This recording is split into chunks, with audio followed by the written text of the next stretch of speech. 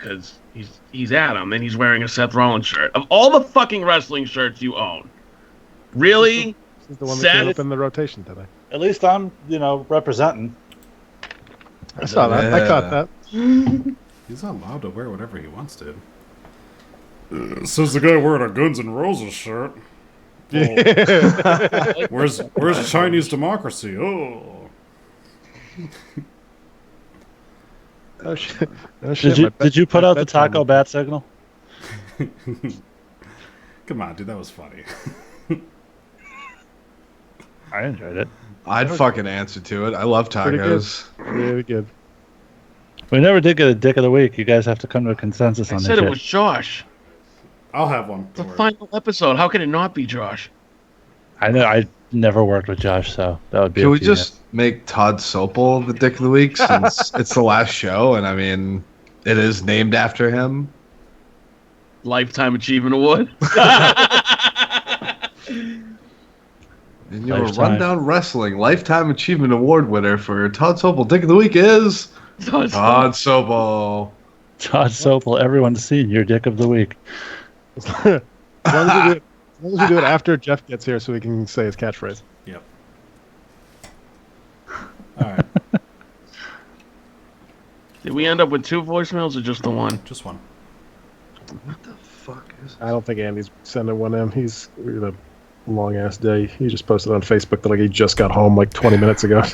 Andy's had sort of a rough life lately, so we give him a lifetime pass on anything. So I am. I'm not aware because I don't have Facebook. What's going on with them? well, I don't know how far back you want to go, but him and Well, whoa, Oh, We're on sorry, YouTube before sorry. you start sorry, blowing up people's sorry, personal. Sorry, I forgot. yeah. I forgot. Ask me after we go up here. And Andy, you're welcome for that catch. Just so you know. Yes, thank you. Not that you're ever gonna watch this, but Every one of us are very tired, and we don't remember what's going on. It's 5 seconds afterwards. I didn't know we were streaming. Oh, that's great. Yeah, so because I need to play a voicemail, I cannot watch the YouTubes until after it because I need volume to play. So someone else needs to make sure that that they're watching the comments for the YouTube. I mean, I can play the voicemail. I have it on my phone too. oh, I don't give. Whatever. We should probably have multiple people watching the comments because I tend to fall asleep doing it sometimes. So it's always good to have 2 sets of eyes on everything. Yeah. Fucking Packers are losing. God damn it. Dude, No, they're not. the fuck yeah, they Yeah, just went down. and Rodgers just fumbled and lost it. Okay. Yeah, the Eagles have been just fucking annihilating their players. Williams already went down with I saw that. That was nasty. yeah, so they're definitely playing a little smash mouth football right now. Rodgers got off the good. Yeah, it's only 14-13 right now, so there's still plenty of time. Yeah, but it was 10-0. Right, it was, but this is what the Packers tend Wait. to do. 14 to it 3 was, in the last since that. wait a minute. Whoa. It was 13 It's to it's, something, right? And then the Packers start- scored again, and what they call it back? It started 10-0 Packers. Right. Then the Eagles scored 10 points. Nope. No, sorry, the Eagles scored 7 points. 7, right? Then the Packers kicked a field goal to make it It was 13-7. And did the they Eagles get a touchdown just got called a back touchdown. after that? I don't know. Because I was swear to here. God, I watched them. The Eagles just like- scored I think there was an interception return for a touchdown, but then they must have called it back for holding to or their something. fucking tight end, who's not Zach Ertz. The second tight end, who wasn't supposed to play today, took the fucking touchdown away from the guy that I have in about 12 different fantasy leagues. So fuck that guy. Huh. I have no idea what's going on. Sports ball. Are you standing up, Adam? No, Just the way the camera is, it makes it look like you're standing up. I got my Andre angle going. Hey, for old time's sake, since it's the last episode, can you have your wife come in and berate you in the middle of the show just once?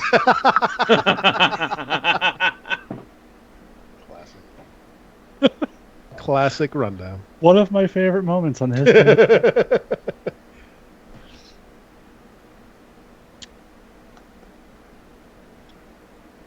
Just trying to.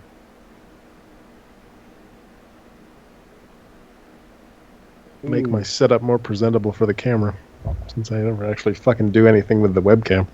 I'm not used to having to have my mic in weird places for this. That's right. I'm Casper, the friendly ghost on this mic. On this. Yeah, Troy sort of looks like a hostage video. Troy needs a fucking key light, is what Troy needs. I tried whatever. Like, I don't have normal lights in here. I have Edison bulbs in my room, and obviously, so most of what I'm getting is just the reflection off the fucking camera. See if I do that. It A focuses. fucking hipster. It's nice little lighting. It looks nice. But yeah, so I gotta get a better webcam, like one off that's not attached to the laptop.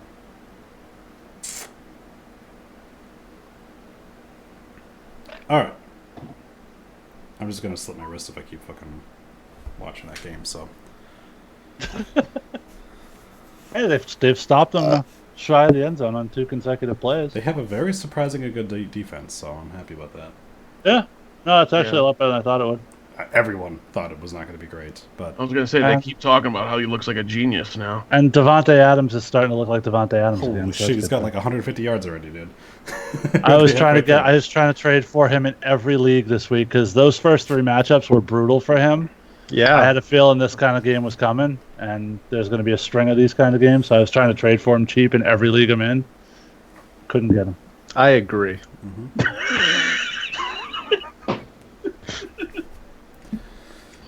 Nice. Are you down some weight, bro? But me? Adam, What? are you down weight? Not really. Oh, I don't know. You look a little slimmer in the Probably face. from the last time you did a webcam show with him. Thank you, though. No, he walked into APW. I hadn't seen him in a while. I was like, wow, shit, looking good. All right. I mean, from a weight loss perspective, at least.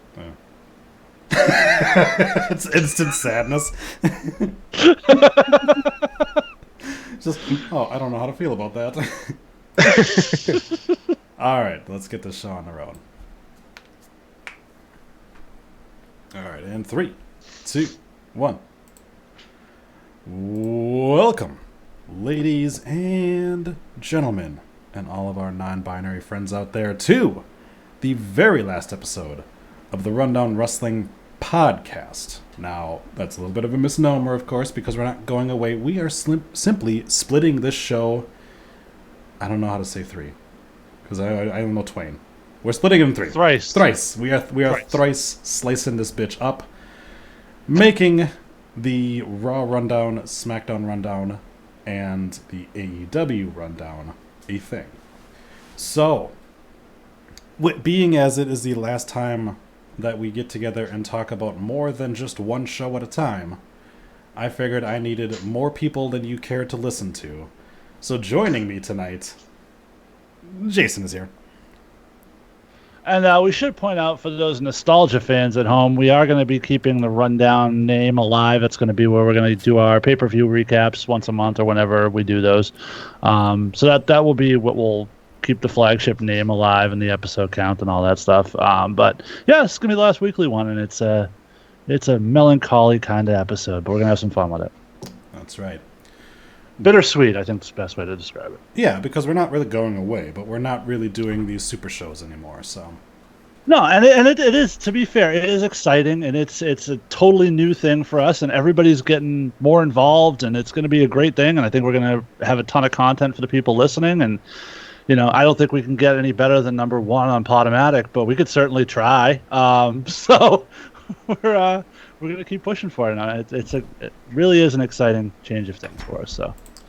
That's right. And joining me and Jason tonight, the host of WrestleMania Salvation, Sal, is here. Podcasting with you guys for one more round. And it feels good, but it definitely is a little sad. There we go. And I'll take a second to give props to Sal. Like, this is the last weekly episode we're all going to do together. Like, 4 or 5 months ago, Troy, you and I put out the call that we needed more people on the show every week. And Sal, I think, has missed 1 show since then. So I appreciate the effort, pal. Thank you, sir. Hey, man. Anal AIDS is a rough thing. So we can get... Oh, wait. Wait, is Jeff here? Wait. No, Jeff is going to be a little bit later, maybe. Oh, you said anal AIDS. I just. Oh, sorry. Last time we said Jeff was going to be here, he never showed up, but he promises this time. Joining us, the man who made this whole thing possible, the original Ginger owner of the Rundown. Ladies and gentlemen, welcome back to the program, Adam. The Podfather, if you will. You completely just fucked over his intro. Nice job. That gotta be me even on the last episode, dude. You couldn't go to Ginger next. You had to go anal AIDS and then me. Yes. It's important that I do. Welcome. I will be here for the next 45 minutes or so, and then you'll never see my ass again. Oh, you're going to quit halfway? That sounds about right. Nice. So in case you're not all the way around to the end and it doesn't sound like you're going to be Adam, why don't you give your thoughts on this final episode now before you take off and we don't get a chance to hear it from you? Actually, I did a little thing at the end of Making the Grade, which I recorded earlier this evening. It'll be up on Sunday just as a kind of a thank you to everyone. But so you can check that out for sure. But yeah, you guys, that's fine. you guys have fucking killed it over the last couple of years since I stepped down. So I appreciate it. Thank you, and we appreciate you. And what better way to send off the show than to have the newest member of the show, Ginger's here. What's up, you sounding sons of bitches? How's it going? God. No. No. I will never kink shame somebody, but that one is like, you realize you can lose that thing inside of you, right? Like, I don't know that. Like, that thing can go right back to the bladder. Allegedly. Don't you fucking dare. Oh, man. And so before we get things off, we just want to say that this episode of The Rundown is brought to you by Beta Cuck Hunter 2019. Hop on your iPhone or your Google Play and look for Beta Cuck 2019 featuring Mike Kanellis. Use the promo code Jericho is a cock now for 15% off. And we're going to go ahead and talk about a little something. What? We do have a problem because with the segment we're about to go to, who gets the hottest independent women's tournament in the divorce? So The Raw team does. Goes with the names. So here's what's going to happen. We're not actually going to give the results of it this week. What we're going to do is, starting next week, we're going to give the results on the Raw Rundown on Tuesday and present you with the new matchups then. So once that runs its course, once we are done with that tournament, then it's up to the shows themselves if they want to run some kind of tournament of their own. But that's how we're going to do it. So we're going to put the brakes on this one a little bit on tournament, and we are going to start doing it on the Raw Rundown starting Tuesday. Because ain't nobody staying up that late to record a podcast episode on Monday night. We're gonna record that shit the next day. So we're gonna skip over that one right now, but we are going to talk about a little something that we presented to you guys on Tuesday, which was the Rundown mock WWE draft, which yes, make fun of me all you want. I did call the NFL draft at the very end of the show. I apologize for that. I was very tired. I left it. I caught it. I left it. I heard it and I was like, I'm not gonna fucking change it. I'm just gonna put it in there. So make fun of me all you want, but it's unnatural to say WWE draft in my head. So we had. Yes. I haven't listened to it yet, but I'm sure I'll mock you next week. There you go. Good. Sounds good. Well, I'm sure Troy can run down the results for you, and you can sort of weigh in a little bit. Is that a pun? Maybe. So Ginger took the red brand, as of course was apropos, and Jason took the SmackDown brand because Jason is the A show. And the two of them got a chance to pick anybody that they wanted to. They went back and forth. For the on record, it. I prefer the D show, but that's just me. That's true. I prefer the TNA show. They had to pick 20 superstars or 20 acts because they were able to pick tag teams. They were able to take factions, but the caveat was if they did that, they would then have to book them as they drafted them. So in the event that they drafted like Undisputed Era, they would have to then book them as the complete unit in Disputed Era. So after the 20 matches, they had 8 matches to do for their Super Show. So the results: Ginger took Brock Lesnar, Drew McIntyre, Bray Wyatt, Kyle O'Reilly and Bobby Fish, the Usos, Becky Lynch, Seth Rollins, Dominic I Jack My Dick Off, Shayna Baszler, Cesaro, Budrick Murphy, Aleister Black, Cedric Alexander, Chad Gable, the OC, not counting AJ Styles, Rick O'Shea, Elias, Asuka, Kofi, and Xavier. He decided to ping that up, and which of course made it that Big E was actually not drafted, and Sheamus. Jason was able to take Roman Reigns, AJ Styles, Charlotte Flair, the Viking Raiders, Johnny Gargano, the Bludgeon Brothers, Tommaso Ciampa, Rhea Ripley, Kevin Owens, Io Shirai, Sasha Banks, Adam Cole Bebe, Mustache Mountain, Daniel Bryan, the Velveteen Dream, Andrade Cien Almas, which he did give him back his 2 other names, Finn Balor, Pete Dunne, Matt Riddle, and Joey Samoa. So they were each tasked with putting a world title match, a mid-card title match, a tag title match, and a women's title match, and then 4 just random fucking matches. So this is the card. So before we get into the matches, we should get their picks on who won based on the draft itself. Well, you just gotta make things difficult on me, don't you? Well, that's what we had for the poll. We had those 2 separate questions. So while the rosters are fresh in their mind, that makes sense, right? All right. Whatever. And you were impartial on that show, Troy. So now you can weigh in with who you have to. Okay. So we've got. While Troy looks that up, I want to point out that those of you watching us live on YouTube can post in the chat room what percentage of us you think are wearing pants at this moment. Mike Smathers has already chimed in the Smathers Lounge this evening, saying Jason and his continuous Big D energy. Well done, Jason. Right. That shit ain't leaving, even though the show's ending. That's right. So we had 6 people who so far have voted. You can continue to vote. We'll continue to bring it up there. 5 out of the 6 said the winner of the draft was Jason. So I myself probably would have made a few different choices, but I mean both of them were really good drafts. Ginger, I don't know if you started to lose a little steam at the end there, but your picks got a little erratic as the rounds got on. Yeah, well, I mean, you couldn't really fucking pick because I didn't know who he was going to pick. So if he took somebody that I was going to pick, I would have had to change it anyway. Yeah. So I had my basically top 7 guys, and then after that, it was like, okay, scramble, time to get this guy. Yeah, right.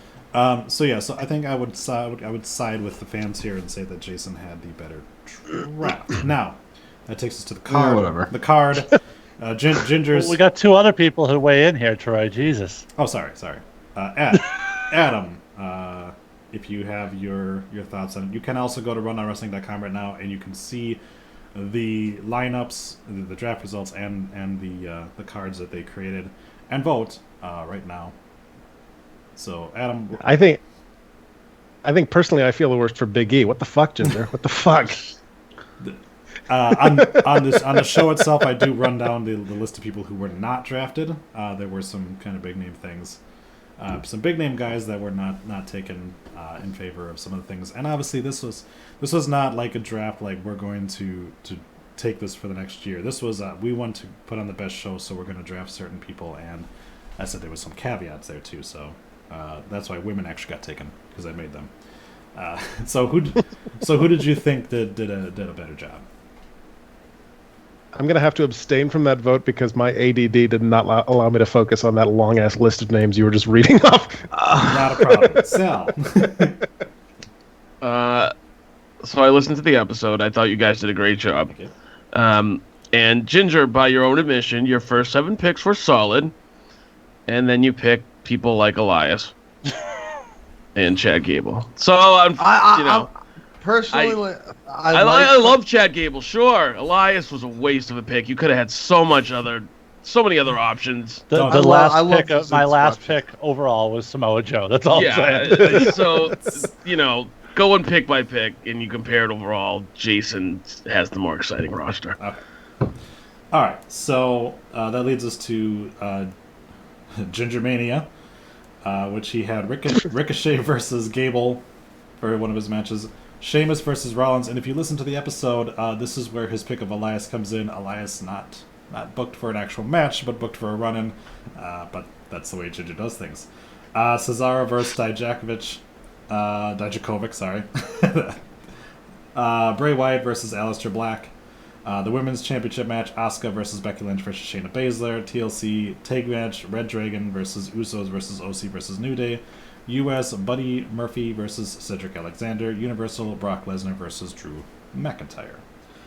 Jason's show, he had Velveteen Dream versus Andrade versus Finn Balor. Matt Riddle versus Samoa Joe. Kevin Owens versus Pete Dunne. Roman Reigns versus Tommaso Ciampa. The women's match was Charlotte Flair versus Sasha Banks versus Rhea Ripley versus Io Shirai. A Falls Count Anywhere tag team match, Viking Raiders versus Bludgeon Brothers versus Mustache Mountain. The IC Championship, Dan Bryan versus Adam Cole Bebe. And the WWE Championship, AJ Styles versus Johnny Gargano. So, I would ask you to pick one, Adam, if you have it. If you don't, that's fine. You can abstain again.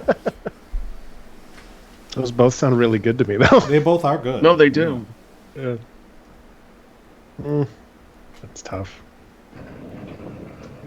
Bye. I think it's I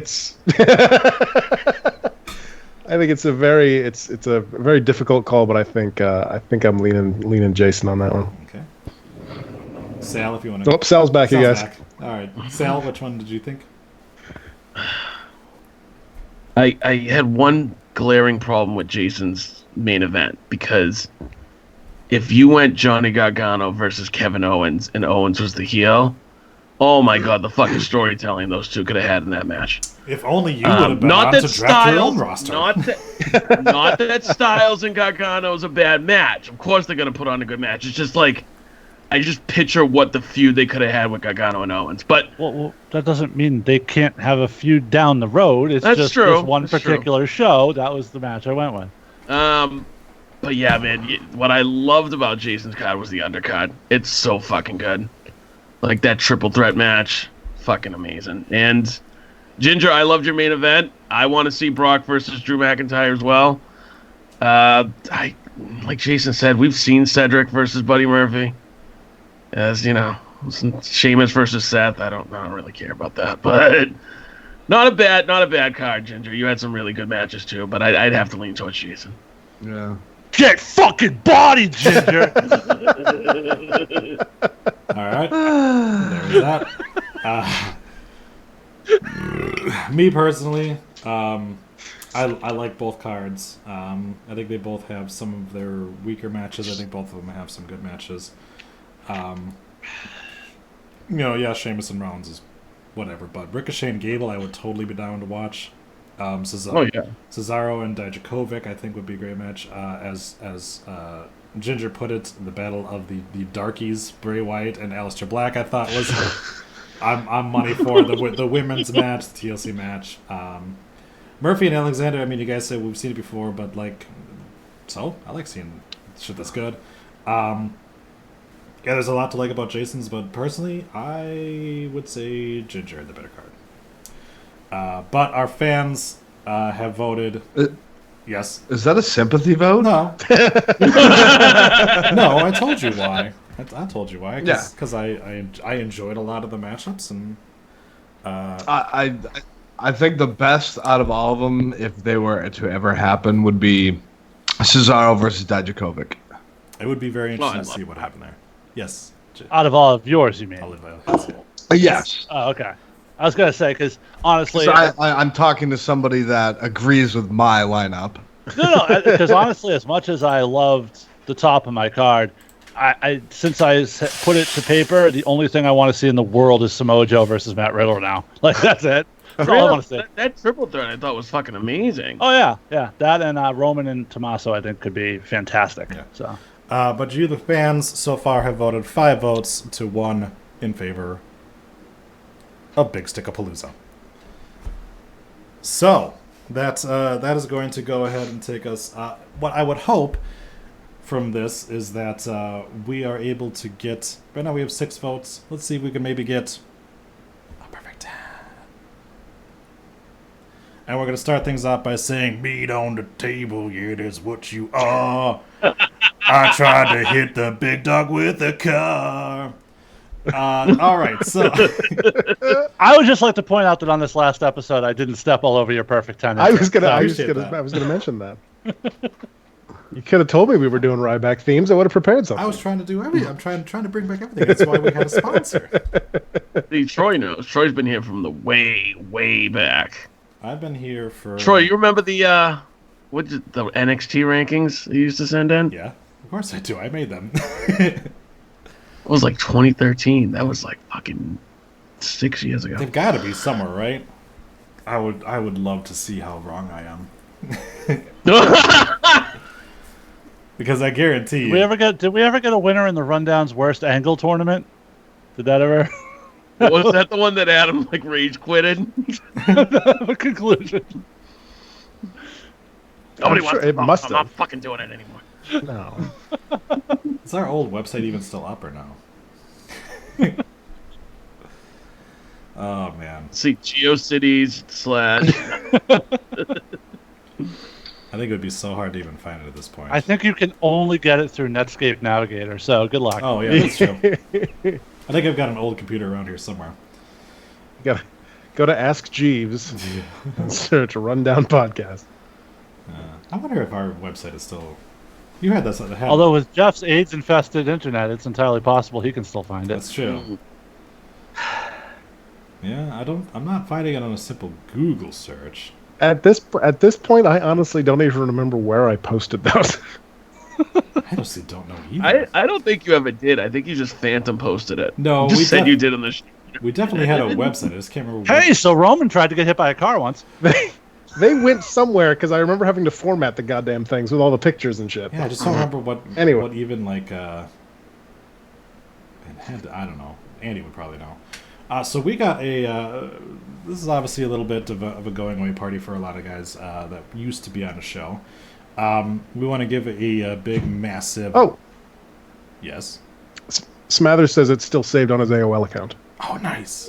Shut the fuck up! Oh my awesome. God! Nice.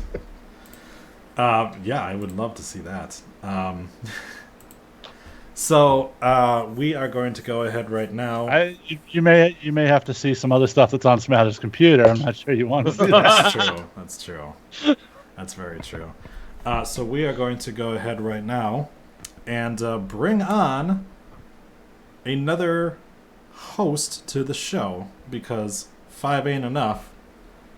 Welcome to the show, Jeff.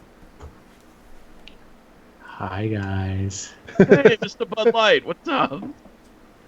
I don't want to disappoint you guys that I am not wearing that shirt. It's okay. Your avatar said. My God, Yes, true. It's a I have a 6-man feeling- boot. I have a feeling it'd be much more disappointing if you weren't wearing clothes, but that's just me. Oh, I feel the opposite of that. So you're just Well, thank you. You're just in time for me to tell everyone to shut up because we have a voicemail from one of our former co-hosts on the show. So, ladies and gentlemen, here we go. Hello, Rundown. It's former co-host Raccoon Reigns checking in for the final-ish episode of the show. You know, I wasn't on every episode of the podcast, but I sure had a good time doing it. We laughed, we argued, and hell, I even made love to one of the hosts, but I won't reveal which one because I don't want to get Troy in trouble. But after all this time, the Rundown is coming to an end. Kind of. After a whopping 417 episodes. And just think of how many of those were high-quality, entertaining shows. I mean, it had to be at least 20, and that's something. That's something. But you know, the rundown started in February of 2011, so that's friggin' 8.5 years of podcasting. I mean, think of how long 8.5 years is. That's longer than every presidential administration since FDR. That's longer than Game of Thrones was on the air. And if we're talking about something that's 8.5 years, that makes the rundown older than many of Jerry Lawler's girlfriends. And so with that being said, I hereby raise my paw and offer a hearty salute to whichever hosts are on the show tonight, and I congratulate you all for helping to make the rundown what it is today, a wrestling podcast that occasionally brings us all to the verge of laughter. Congratulations.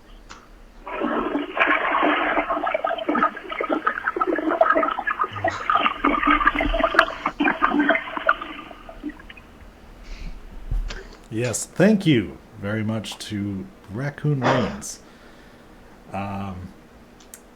We've always been a big fan of Raccoon. That co-host Sean, though, fuck that guy. So Yeah, I'm pretty sure Raccoon Reigns is still my son's favorite host. probably.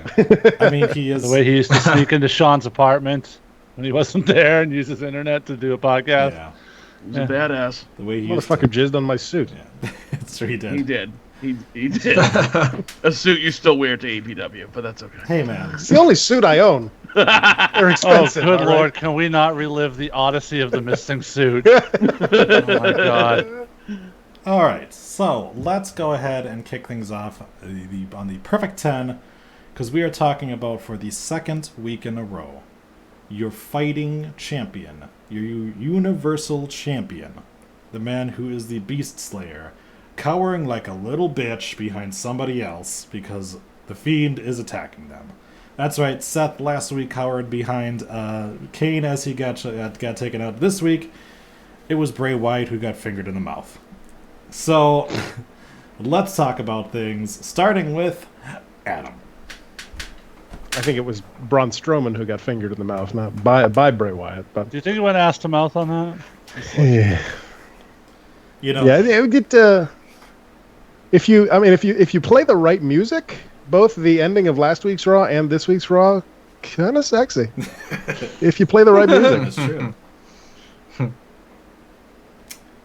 I mentioned it on Making the Grade. I'll do a short spoiler here, but the last segment of this week's Raw being so long with just that screeching for like 4.5 minutes must have been horrendous for the crowd in fucking San Francisco. Sure it was. Oh yeah. I mean, think of how far we've come, though. At one point, Raw is war. Now Raw is snuff film. So we're moving in the right direction. Go ahead, Ginger. Oh. Don't sound so surprised. Well, we usually don't let him talk very That's much. true. Yeah. That's true. And, you know, the facial expressions, you said it exact. They were like that of a fucking little schoolgirl in a horror movie. Like, his 90-degree penis was being touched for the first time. Like, fucking terrible. So What? which schoolgirl's 90-degree penis was being touched for the first No, time? come on. Now, see, I'm not Jerry Lawler here. all right? Ginger watches those Japanese films. Apparently. Well, I'm not Kenny Omega. if you've ever seen Technical Sleepaway porn. Camp, spoiler alert. Valid point. But yeah, it was terrible. I'm looking forward to seeing what they do with this next week at the pay-per-view. Or is that this Sunday? Next Sunday. It's Next Sunday, it's the okay. following Next Sunday. week's We're gonna gonna have go. the Raw season premiere first, even though They're gonna have a fucking draft right before the pay-per-view. no, right after. After. Oh, is the draft the week Well, after? actually, half the draft is before the pay-per-view, then pay-per-view, then the rest Yes, of the draft. that is what's The happening. draft starts this Friday on SmackDown. Yes. Yes, that's No. correct. The draft's on the 11th, isn't it? I thought it was the Oh first- yeah, no, he's right. He's right. Is The it? draft Okay. is on the 11th. Oh, yeah. Okay, Okay. so pay-per-view first. Yep. And then season premiere of Raw.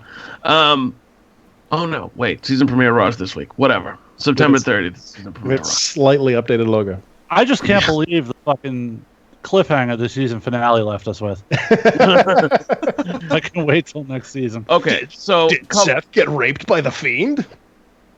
There's a couple things here about Seth. He's got a new catchphrase apparently, something about persevering and overcoming. I don't know, but that's a bad sign for the Fiend because they're probably gonna throw that on a T-shirt, and even though Seth is gonna cower from the Fiend for 2 weeks in a row, possibly 3 next week, it doesn't bode well going into Hell in a Cell.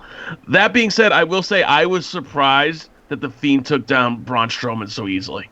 Twice! Like, he put him out with the mandible claw, and then Ron got up and he put him out again. I thought that was pretty cool. The best part of the entire angle was the Twitter exchange afterwards between Bray and Braun. I don't know if any of you guys caught that. But basically it was, Bray saying, listen, you don't know what you're messing with. Sorry for what happened. Stay away. And Braun's like, I'm not the same person you knew before. And Bray's like, neither am I. Please stop. So, that is perfect. Jeff? Overall, the segment was what it was. I just sort of feel like I understand that you want to make the Fiend the super villain, the serial killer, the Freddy Krueger, the Jason Voorhees. I get all of that. The problem with that is that the heroes in those movies stand up to the killer, stand up to the psychopath. They're not the ones that, like, to the point we made earlier, they're not the little girls cowering in the corner. The heroes are not that. So I don't know that Seth has been done any favors with how he's been presented here these last couple weeks. We'll see how this plays out long term, but I don't like what they've done for Seth here. Dude, I agree. Sorry. No, go ahead. I forgot Jeff was here. Well, I snuck in. Well, I can see happens everyone quite a else's bit. face. I can't see Jeff. Jeff's just in a little corner. This little circle up here. It's Well, I wanna tough when you keep got a my 6-man my boot. Bud Light thing going. I want to keep the Bud Light shirt going. So, I just thought No, that was Troy's I- it didn't do any favors for Seth. It makes him out like a bitch and kind of weak because it took 4 curb stomps to put Braun out, and then Braun was about to win this match, and then Bray just kind of put Braun down in 2 minutes. And I just love the fact that not only was he cowering in the corner, at one point he was actually like screaming like a little girl. It was fucking ridiculous. What was more ridiculous, Seth screaming or Oni Lorcan's? My jacket! Well, only it's become a part of his character now. So I think Seth screaming was a little more ridiculous at this point. If Oni didn't scream, I think that would be ridiculous. But they just built the Fiend up so strong now. You can't make him lose. He's gonna lose all his momentum and credibility if he loses at this point. Oh, I got a surprise for you. He's gonna fucking lose. I don't think he is. Because Seth's gonna persevere and overcome. Keep in mind we've had Hell in a Cell matches end in a no contest before. That's what I'm saying. Undertaker.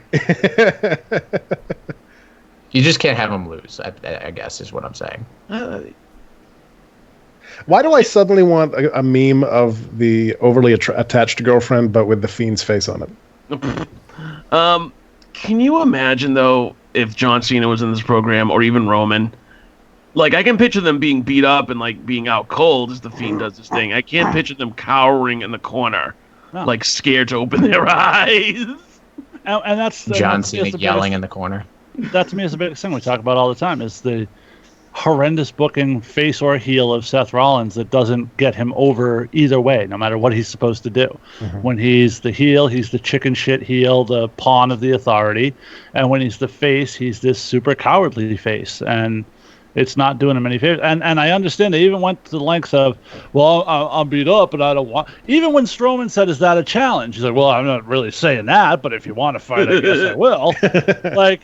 It was the most wishy-washy top guy performance I think I've seen in a while. Dude, Now Can't sleep. juxtapose that. Clowns will eat me. Can't sleep. Clowns will eat me.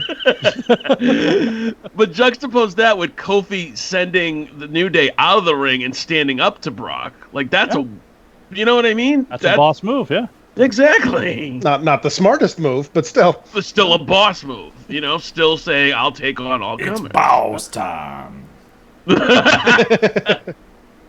Dude, Which I also love how Michael Cole has like really transitioned into not getting excited when he says that, and Corey totally fucking called him out on it this week. So I did realize that a lot of our old articles are still on Questa Network because that still exists. So I can tell you, I'm a funny motherfucker. Just reading through some of my old stuff. So if you Well, your internet decided to do far away talking again. well, that's because I'm talking far away. Yeah, so if you want to, it still exists if you want to go to QuestaNetwork.com and watch all of our old shit, or read all of our old shit, I should say. Are you by chance going over the microphone on your laptop at the moment? Because that's what it sounds like. I'm going with my balls over your face at the moment. Okay. Ooh, a little teabag action, huh? No, I know occasionally your microphone switches on its own. No, still That's sort of what it sounded like. no, still going strong. No, I would know. You either have very thin balls. Need some very thin balls if you can hear you that well. I'm still. not the only one that noticed the change in the audio, right? No, it sounds like you unplugged your headphone jack. Yeah. Well, maybe it's because I've got 16 fucking people on this call and I'm still having to stream this shit too because nobody else ever figured out how to fucking do it. Maybe it's that. Hey, I tried. I did too. You don't want me to stream. No. No. Please, God, no. So you'll give all of YouTube AIDS. He's on the front page tomorrow, like, that's the guy who gave the YouTube AIDS. Can the title of this episode be YouTube AIDS, or is that not going to go through iTunes? Like I give a shit. YouTube AIDS sounds like a benefit concert. Please help these poor YouTubers who have been demonetized. Give your money now for YouTube AIDS. Now, here's Justin Bieber. Close. And don't forget 696969 to donate $5 on your cable bill. By the way, we're not going to talk about this. apply. Yes, go ahead. We're not going to talk about this, but the random celebrity drop just put this in my head, and I don't know. We've never discussed it on the show. So recently, Anthem Entertainment bought Access TV. So Impact is going to move to Access on Tuesday, starting I think it was October 28th, something like that. Did anyone by any chance read the press release that Anthem released when they bought Access? Fuck no. Okay.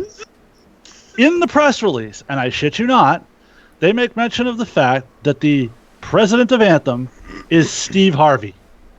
And I'm thinking to myself, wow, that's weird that dude's got the same name as the comedian. Nope, same fucking guy. Steve Harvey from the Family Feud is the president of fucking Anthem Sports. Dude, that guy's fucking everywhere, man. How the fuck is he the president of Anthem Sports, though? CEO or something. That's crazy. Board director of the board or something like that. It was in the press release. Well, I think technically his name has to be in the press release, correct? Or some kind of documentation that's public. No. My issue is not that he was in the press release. It's that he is the fucking president of the company. The issue is that Steve Harvey owns a fucking company, Anthem Sports. Like, what? Who the fuck knew that? Think he makes an appearance on fucking Impact? Or what? But I do not see what you're talking about at all. all right, you guys talk about something else. Careful what you screen share there, Jason. Careful what you throw out there because he's not on the Wikipedia at all. It says the president of Anthem Sports and Entertainment, which is the dumb fucking bird, is Gentlemen. Leonard Asper. Gentlemen.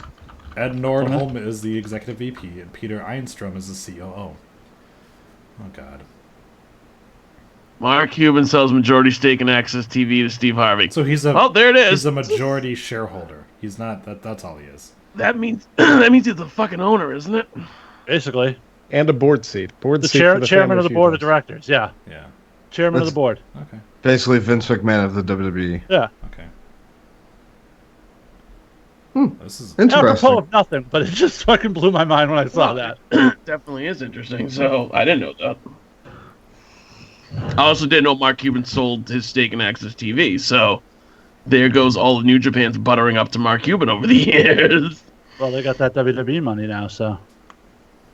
There you go. Delicious. He has a dating website? Yeah, Steve Harvey really is in fucking everything, man. He's got a radio show, which I'm sure gets not as many views as ours. He apparently owns a shitty fucking wrestling company. All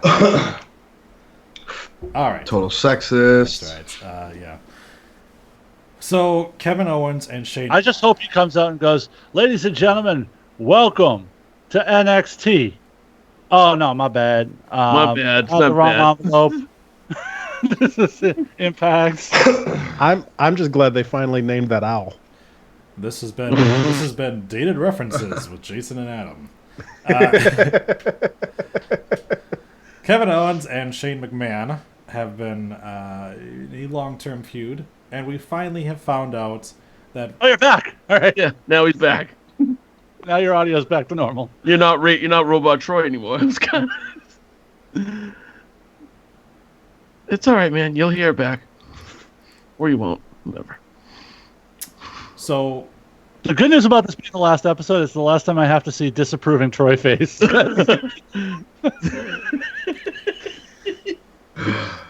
So Kevin Owens and Shane McMahon are going to be the ladder match for both of their careers. Shut the fuck up. So if Shane McMahon, what are they holding above the fucking ring? Do we know that for this ladder match? A briefcase. A briefcase with paperwork. Paperwork in a briefcase. Okay, so if Shane McMahon grabs a briefcase, Kevin Owens remains fired, and I guess he can show up again in the crowd. If Kevin Owens grabs a briefcase, which he will because Fox doesn't want authority figures, Shane McMahon will be fired and then we'll have to pay Kevin Owens $25 million, which at that point should lead to a Kevin Owens heel turn, right? Because his whole thing has been, I need this money, and now he's going to get $25 million, so he doesn't need the money anymore, right? You're kind of correct, but you're missing some points. If he loses. What? He drops the lawsuit if he loses, Oh. and he goes away forever. Kevin Owens does.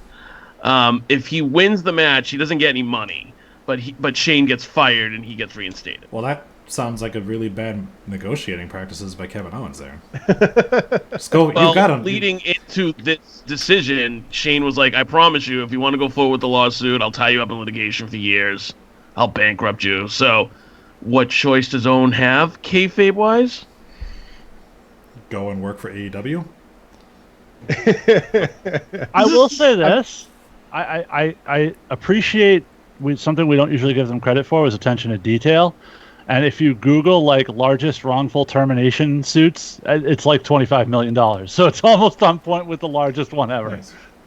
I mean, kayfabe-wise, ignoring the fact that any corporate lawyer team would never, ever, ever go, hey, let's put the guy who doesn't work here anymore in a ladder match. Yeah.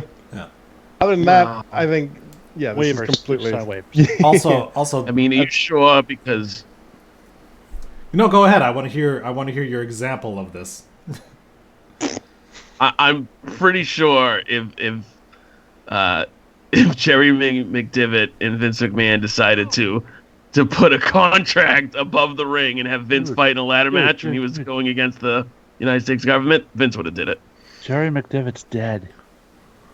He was the lawyer for Vince, though, in '92, right? Was. God. Okay, that's what I said back Dated in references. '92. Yeah, we're all Listen, right. old man Jeff. 50% of our show have now given outdated references. Let's see who's next. Troy's using dial-up internet. Does that count?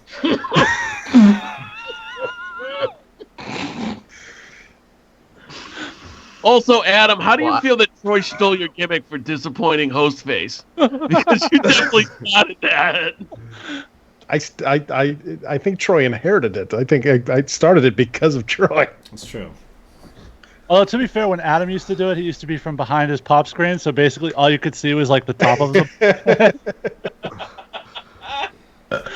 Should I move my mic down? There you go. Is that better? There you go.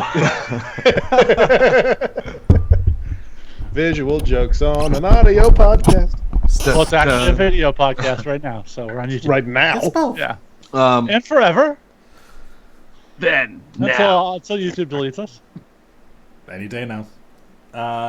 Jeff, are you still there? Yeah, I was just sitting back and watching all this chaos unfold. World burn. Yeah, I would have just sued for $25 million. He's got a pretty strong case, right? No, I mean, it's whatever. As long as it's the actual fucking last match, even though the last time should have been the last match, we'll get to see a fucking crazy spot from each guy, and then we get to fucking move on. It's just this fucking Kevin Owens, Shane McMahon thing has really run its course, especially, well, at least for me. I don't know if I'm sure you guys all want to see it, but I don't want to see it. I mean, I'm sure the match will be fine. I'll just be happy for the feud to be over. So let's take a trip down memory lane. Why not? Everyone else has done it tonight. Fuck it. I might as well throw it in there. Anybody know what happened on June 27th of 1999? Oh my god, we really are doing this. Okay, what happened? Mr. McMahon and Shane McMahon versus Stone Cold Steve Austin in a ladder match. How did that match end? Who raised the briefcase? Exactly. Oh, that was that match? Yep. Shit. Do you think they'll fucking pull this off again because they think everybody forgot about it? No, Fox wants this shit over. They want Shane off of TV. Yeah, they could easily take him off the next night. Shane McMahon lost to The Undertaker. Hey, he got a GM job. That's true. That's... Yeah, but then Owens would be fired. Yeah, that is a caveat as part of the ladder match step. Although, when you said June of 99, I thought you were going to say that Vince was going to come back and say, "It was me, Owens! It was me all along!" Oh, fuck no. No. But overall, I thought the promo in the ring was pretty good between the two. But... On Owens' part, Shane didn't. God damn, if Troy could punch someone through a computer screen right now, look at his face. What did I do? You were just sitting there like... Oh. No, because I was waiting. I was waiting to tell you how much of an idiot you're gonna sound like because, yeah, I'm the one who records the call, and the one that puts it out to YouTube. And on my end, I didn't sound dumb, and Smathers backs me up. So the episode, I'm going to sound normal, and you are gonna go, "So you think your internet sounds kind of dumb there," and everyone that's listening is gonna be like, "The fuck's he talking about? Nothing has changed." So, well, now you sound Troy, that's fine. weird. Smathers is probably listening kinda, at one of the times you were okay. yes, Jeff. No, it's okay. The time passed. Okay, that's fine. All right, so Like ships in the night, we missed our moment. speaking of heels, the newly rebranded King Corbin, yes, that is his official name now, has been, at least in my opinion, one of the best heels in the business for a long time. Everyone else, though, seems to be hopping aboard the Troy train and agreeing with me now that King Corbin is indeed the best heel around. We've pretty universally panned him on this show for a long fucking time now. So this I put this on the list because this occurred to me watching this week. What we're seeing right now is not what we saw a year ago. It's not what we even saw 6 months ago. I liked him a year ago. Corbin has flipped the script. First off, the tank top helps. I'm not going to lie. I don't know why it helps, but it fucking helps. The presentation is just much Because better. you're a body mark. It's because he doesn't look like a manager at Applebee's. That's true, too. He looks like a manager at a strip club. That's fine. No, that's Arya Davari. I was gonna say, go ask Ari Davari. It works for him. Right, Jeff? Why are you asking him? You Yep. do more 205 Live episodes than he does anyway. But the thing is he has now sort of learned how to get actual heat as opposed to go away heat. And the trick and the difference, for those of you who don't know what the difference on that is when you have real heat, you can transfer it to the face. And that's what he did. And it was so readily apparent on Raw that he was able to get Gable over by virtue of what he did. Rather, not that Gable wasn't fantastic, because Gable is fantastic, but he's been fantastic for a long time and nobody gave a shit. Putting him in the ring with Corbin elevated Gable. which is not something I would have expected to say. And going into this whole King of the Ring thing, I was like, if they make fucking Corbin parade around in that fucking cape and crown, like, but credit to them for finding a look for that cape and crown that fits him beautifully. Because I was all prepared to rip his ass for it. But the truth is it worked. It was fucking great. I get no complaints with Baron Corbin right now. Yeah, it's Game of Thrones inspired, but it kind of blends his whole lone wolf thing because he's exactly. wolf skin on him, Yeah, you guys will remember. I used to be a huge fan of Baron Corbin. I was extremely pissed off when he cashed in the Money in the Bank and fucking lost. That's just because Cena kept it. Yeah. Oh no, it wasn't that. No, it was Jinder. No, that was Cena. Jinder, That was yeah. John Cena. Don't hinder Jinder, man. No, but Cena was the reason he didn't keep. He Right. lost. Right. Oh, that's right. Since then, since I grew cold on Baron during the whole corporate Baron thing, that fucking Raw. What the fuck was he? Not Marshall. Constable. Constable Corbin. Yeah. Fuck that. Constipation. I am now back on the Corbin train. I think this, like you said, this is the best thing that they've done with him in a couple of years now. He's back on the right track. I fucking love the remix of the theme with the trumpet horns. You'll see that on Sunday. The kind of black leather cape with the fur accents and the black crown. It's fantastic. Oh, the music is the one thing I'm going to disagree on. Yeah, they need to fix that a little bit. It's just the latest in a long line of crossfade music, and Asuka and Kairi Sane. I was just going to say it's it's not, with Mandy and not Sonya. as blatantly awful as the Os Pirates. Oh, it's just Mandy and Sonya now too, and they used to just come out to Mandy's music, but now they're doing the crossfade gimmick on that too, and they're doing it with the Corbin thing too. This is what happens when you stop working with CFO $, because the music creativity has gone way the fuck down. Well, it's fucking down the drain at this point. How do you like that new Chad Gable music? Now that's the old American Alpha music. That's right. Yep. But okay, I gotta ask you guys. Which has this, been though. stuck in my head all day, by the way. Did Corbin start getting real heat when he gave Becky the end of days a couple months ago?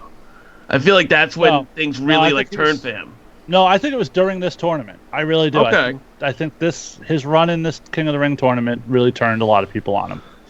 So, personally, I think 3 months ago when I first started, coming on this show, I was slowly starting to turn on Corbin as going towards the top heel because I thought I couldn't stand him when he first came up. Couldn't fucking stand him. But now, total flip. This guy is fucking money for them right now. But yeah, he's completely flipped the script on himself. And he's just doing it in a fantastic way. He went from go the fuck away heat to actual good heat. Yeah, you can tell everybody in the crowd. The crowd is pretty. At least during this tournament, the crowd definitely changed their tune from "get this fucking guy out of here" to "why the fuck would you do that? Like we don't want you to win." He's been booked well. He's definitely one of the better. Am I heels missing right something, now. guys? No, nothing at all. Keep going, Jeff. Is there like a private conversation going on that the rest of us are left out of at the moment? It's not that private. We all got VIP access to the Smathers Lounge, so. Yeah, my internet won't allow that. It's okay. Well, I was recently informed that the way I was sitting made it look like my head was part of the ceiling. Oh.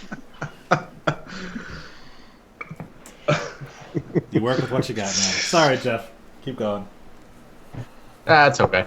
No. I mean, it's part of the detriment of going last is most of the stuff I had was kind of covered. I had the whole Constable Corbin shit and how that was awful, and I think he really has turned the tide and become one of the best heels in WWE right now. I mean, that's basically it. So what Jeff is saying is he's the beta cuck of this episode. Yep. Oh, okay. Proud of it too.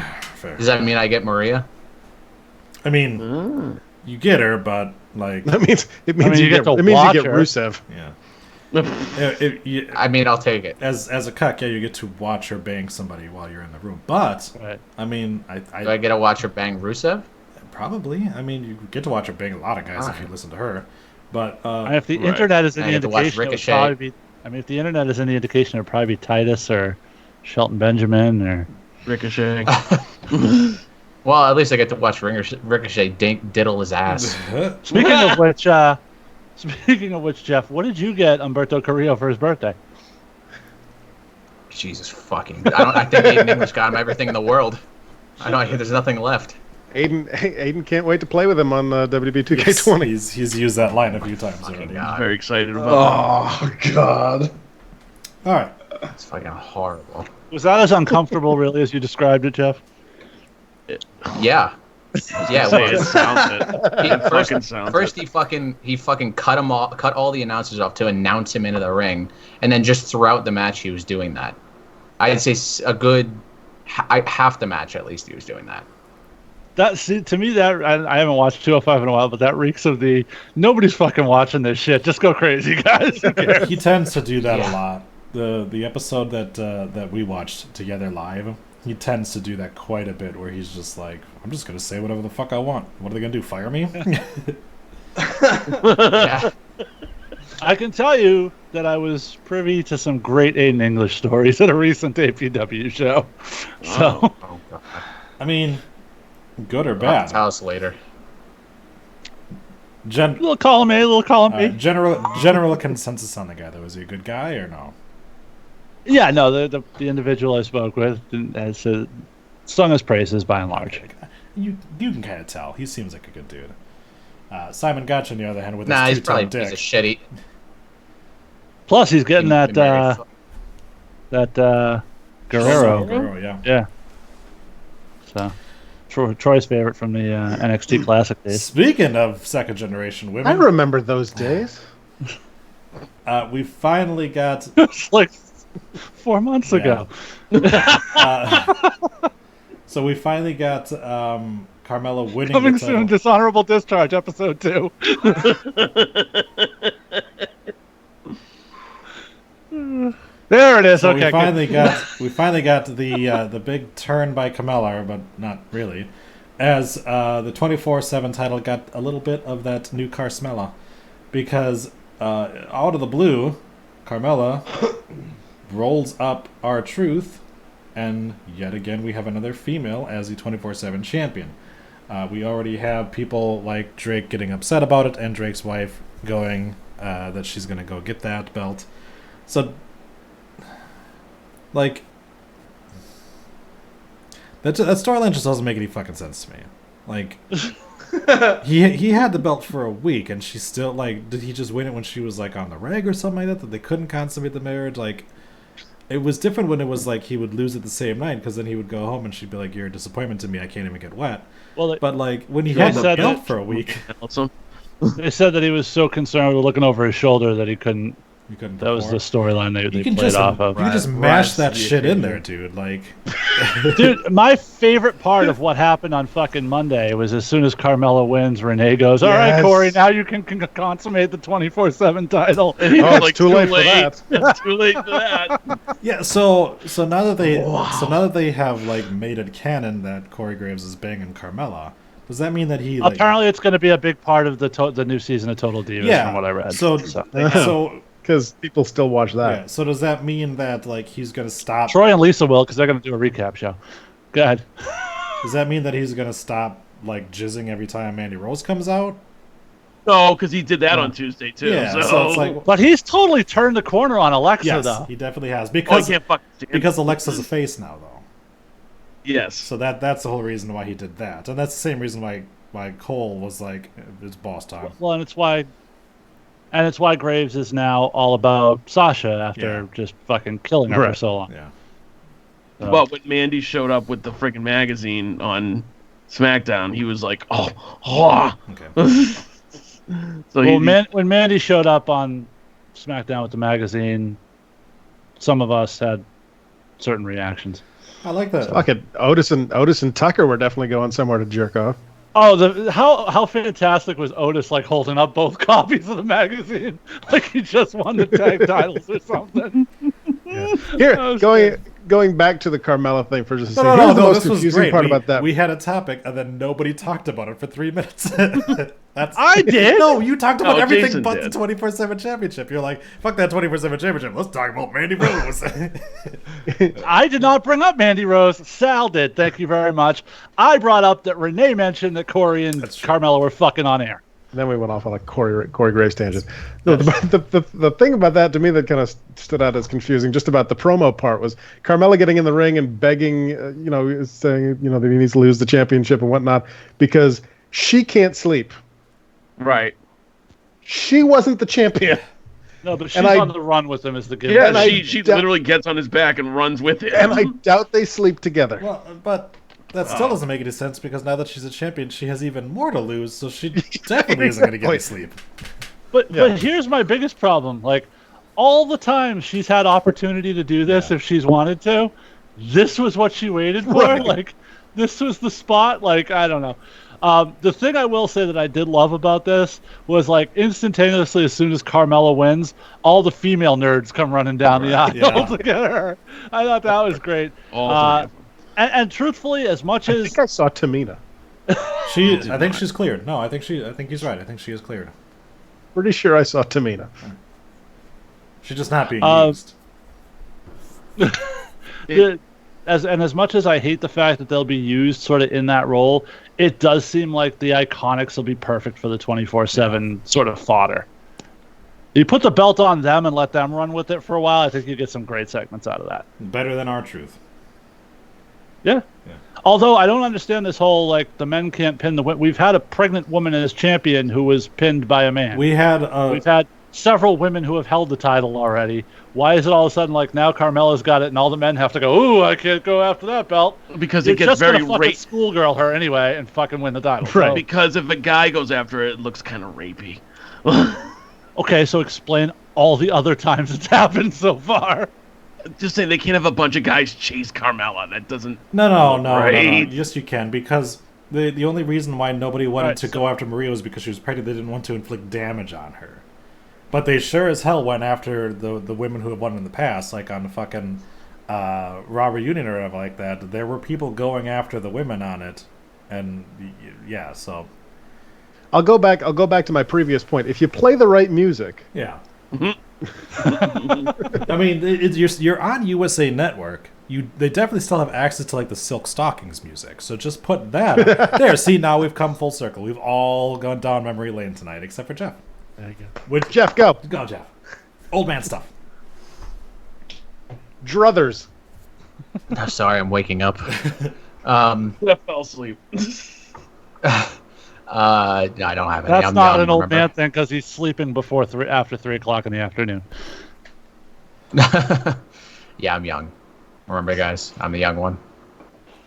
It's just your cock that's wrinkled. Did we lose a bet? I thought we were going to get Jeff's girlfriend on here instead. Wasn't that the plan? Should have. Give him 3 minutes, a thing of lipstick, and some tennis balls, and he will, and we will get an appearance by his girlfriend. Sorry, Ginger. All right. So, does anyone else have anything to say about the 24/7 championship? Or Carmella. Or, Nah. Dennis. All right. So Cedric Alexander, who has been buried week in and week out, is getting another championship title shot, guys. Because as he evaded. Actually, can I before we get there, can I say one more thing about the previous topic? It's not often in the history since we've taken over this show, Troy, that I've written a fucking topic that you've actually just used the title I wrote instead of putting your own thing on it. So I'm taking that as a compliment. Thank you, sir. Okay. Fair enough. Yeah, obviously we had reports coming out from somebody who shall not be named because we don't want to give him any more attention because that's what he wants. Had been talking about the fact that Vince McMahon was walking around backstage going, "I'm gonna bury this black man," and that proceeded to be Cedric Alexander being on every episode of Raw since his loss to AJ Styles, including now 2 title shots. So, Hey, yes, hey. yes. Plans That's change. true. Plans change. He was like, I'm gonna bury. No, you know what? No, I'm good. I'm good. Well, I'm gonna bury chocolate titties.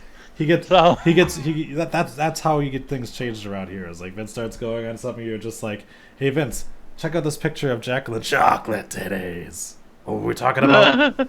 Oh, we were talking about the fact that you were going to put the Intercontinental Championship on Sami Zayn. Really? That sounds right. Yeah, that's money. That's good shit, pal. That's Good shit. pal. I like I you. like it. Hooper scooper. Yeah, better not sneeze. All right, Jeff, I want to hear your take on Cedric Alexander because he is under 205 pounds. Yeah, it's kind of disappointing. I don't see him obviously winning this match. So, I mean, he just keeps losing now, and we had all these 205 Live guys who were actually doing pretty well on the main roster, like him, Ali, and Buddy Murphy. I mean, they all were at one point at least fairly prominent figures on the main show, and Buddy Murphy fucking what? When was that? It was on 205. Well, Buddy Murphy beat. Oh, I thought you said on the main show. No, on the main show. I mean, Buddy Murphy beat Daniel Bryan at one point. I mean, I said fairly prominent. I didn't say. Followed that up by doing what? I don't think That's he's what been I'm on the saying. show since he beat Daniel Bryan. He was in the King of the Ring. You lost that. Lost Then in the first round. Yeah. If you didn't cut me off, I was going to say he disappeared. So that's disappointing. Ali is just barely there, and when he's there, he's pretty much losing. So I want to see at least one of these guys really fucking do something. But this is just, it's not the way to do it. And if he beats AJ Styles, I think that's a whole nother wrong. I don't think AJ Styles should really lose that belt. Not at this point. Not to Cedric where he's at. Just they need to. I mean, I don't know. They need to fucking start building these guys up for my sake. Yeah, but Jeff, weight class aside, I think it has to do with connection to the crowd. And if you keep Cedric on TV and you give him these title shots, then when they do the draft, maybe he can have a storyline for whatever show he ends up on. Thanks, Emperor Palpatine. Sure. All right. Is it Harvey Firestein? Not to pull Sal's string a little bit, but I would just like to point out that Mike Kanellis has been on TV more than Cedric or Buddy Murphy. Just saying. Yeah, Cedric and Buddy Murphy don't have to deal with the booking that Mike Kanellis gets. No. We're not going down that fucking road again. No. This is the final episode. I'm not fighting Jason tonight. No.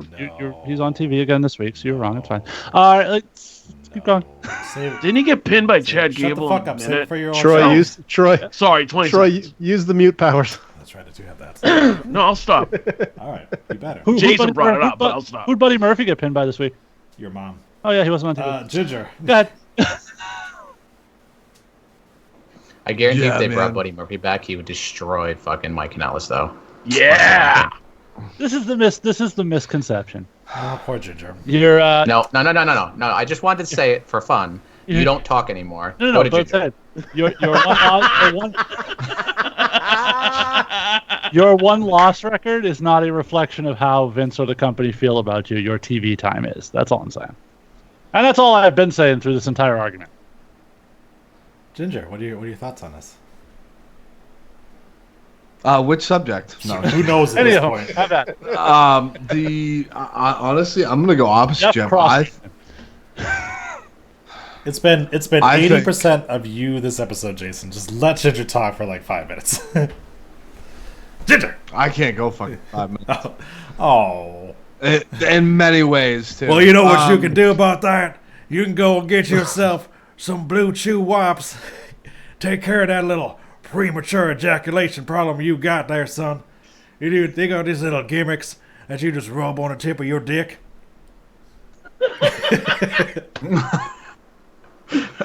Holy shit. No, I'm good. All right. Go All ahead. right. Just go. We're gonna move on to some horses. I don't know if you heard, but I think you got 18,000 people calling you a beta cuck.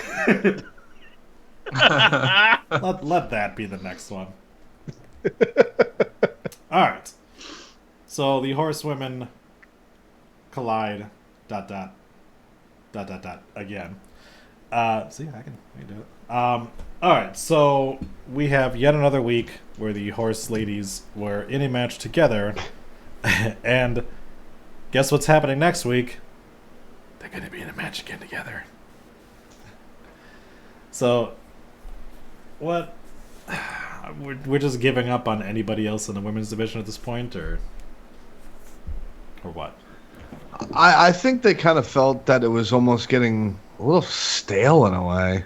I mean, I think they kind of did it to themselves with booking Lacey against Becky Lynch, because those matches weren't the greatest.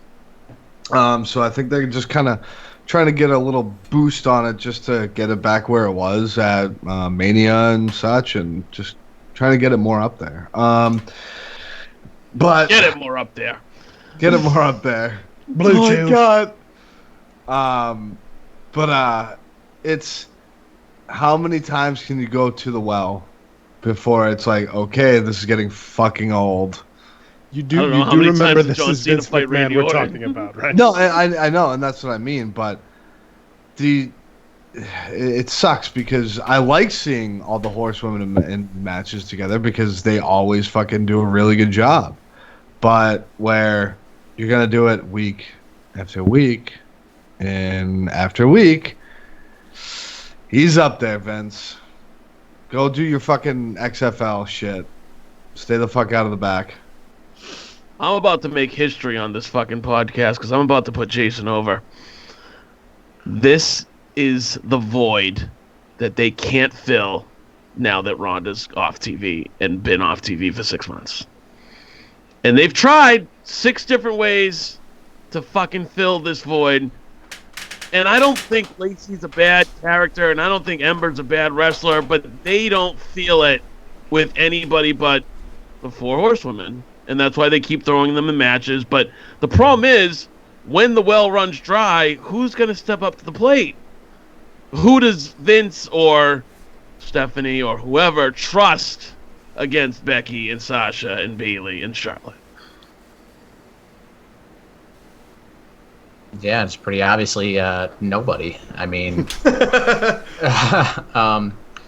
I mean, it's fine. You threw fucking Carmella in here for no fucking reason at all. The match was it seemed a little rushed just to get to that aftermath where you can get all 4 horsewomen involved again. And the one thing I will say I liked, it's just a small thing, is I always appreciate when there's a 2-on-1 in the ring when that one fights back and actually tries to take out the 2. I don't like when it's just a beatdown like that. But yeah, you got fucking Becky and Charlotte being friends again, which is it's fine, I suppose. But you've gone through so many different storylines of these 4 involved. It's going to be hard to continue to make fresh, different storylines when you do come back to them again. You just got to find that person to kind of break it up a little bit, and they have yet to do that. Well, you guys keep saying one person. It doesn't need to be one person. It needs to be multiple, in my opinion. Well, they needed to build one first, and then once they get that one, they can start maybe getting a little branching off. Yeah. It's just a matter of getting that group going. Just to fucking offset it. Yeah. Are we gonna talk about that goddamn sharpshooter? Oh God, why? Well, that's the other thing. You look up and down the women's division. I mean, who would they put in a prominent spot? You know, you've done Natalya 8 million times. Lacey had her run. They don't like what they saw with Ember, I suppose. I mean, maybe Dana, but I don't even know if they believe that. Maybe when you bring Shayna up, you can get something going. I don't know. I don't know that Shayna's ever coming up. I think she'll be on NXT for a while.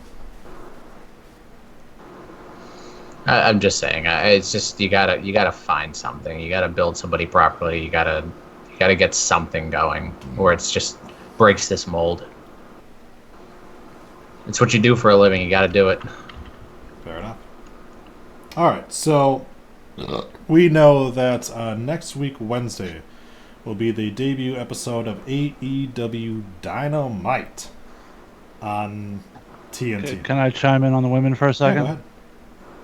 Okay.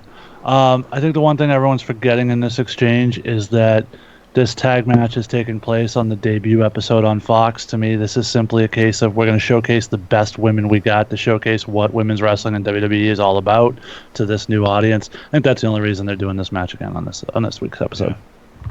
That's fair. All right. So, with AEW Dynamite debuting on Wednesday, do we get any big surprises on the debut show? CM Punk's gonna show up, guys. You are he's fucking not. You are muted. Jason, any big surprises that you think are going to show up, or any big shocking events that we have unfold? I mean, it should. I think the biggest mistake they've made since the jump was using Moxley at Double or Nothing, because the last pay-per-view they did, they ended sort of on a down note. There was no big moment. There was no big memorable thing that carried you to this debut episode on television. So I think they need something for that debut episode. We're talking NXT has now done over 1 million 2 weeks in a row, and you can tell me all about, the ratings were down a little bit this week, but they were still over 1 million viewers. You've got to... Those numbers are going to take a hit next week because that audience is going to be splintered a little bit. There's no doubt about it. But NXT has gotten a foothold, and AEW is now playing catch-up, and they need something big. I just don't know who it is. And the news came out today. It was that the WWE signed Morrison, and I don't think that was by accident. I think that was potentially one of those guys that could have been a surprise for AEW, but not anymore. So I don't know who it could be. I don't know who's left at this point that would fit that bill as a major surprise, other than he who shall not be named again. Yeah. Right. But... So I don't know where we go from there. But yeah, they should, if they want to capture the hearts and minds, they absolutely should. Now, on this episode, the first episode, they're gonna. This is where they're doing the 6-man where Jericho has 2 secret partners. Which am I they correct? already announced who those guys were. Yeah. No, they haven't. No, I didn't think they did. Tony. There's been speculation it'll be LAX. No, Tony but Khan nobody's- came out and said LAX is going to be their partners. Oh, what the fuck? Yeah. I didn't even. I haven't seen All right, that Surprise! Even so, Jericho was a heel. I didn't think it was going to be a huge, shocking moment, whoever Jericho's partners were. If it's LAX, it's fine.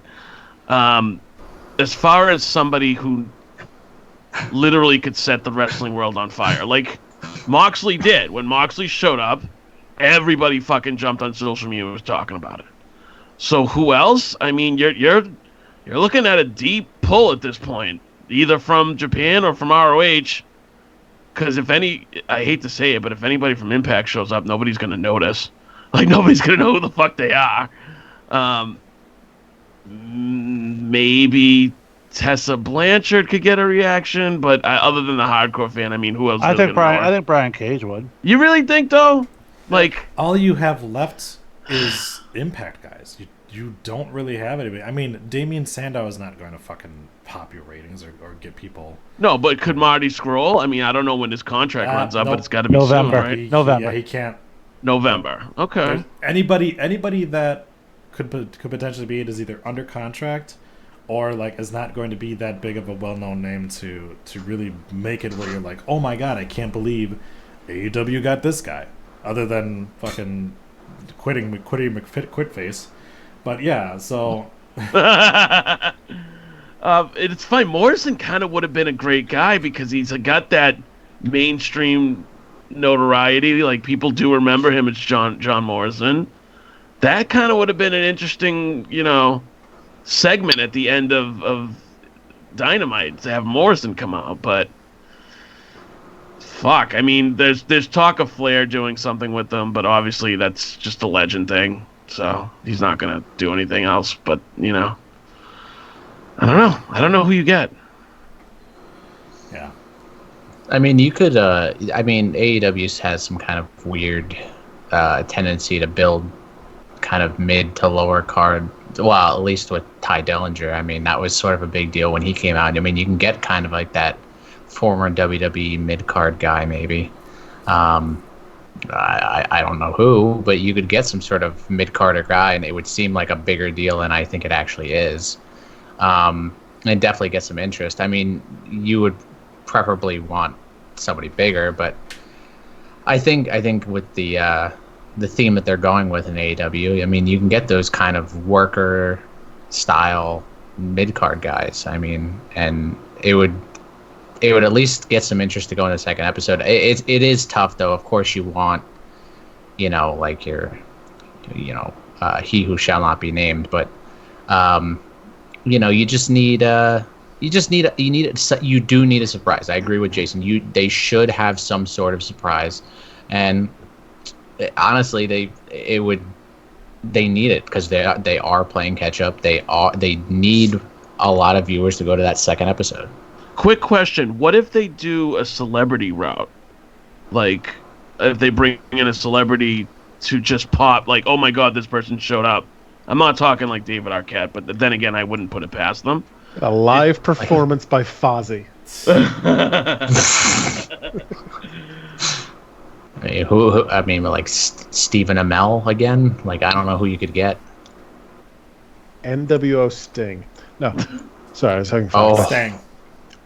Stang. Yeah. Stang. You guys keep talking about he who shall not be named. I don't think Chris Benoit is showing up in the Elite Zone. That's the Elite Zone. I love it.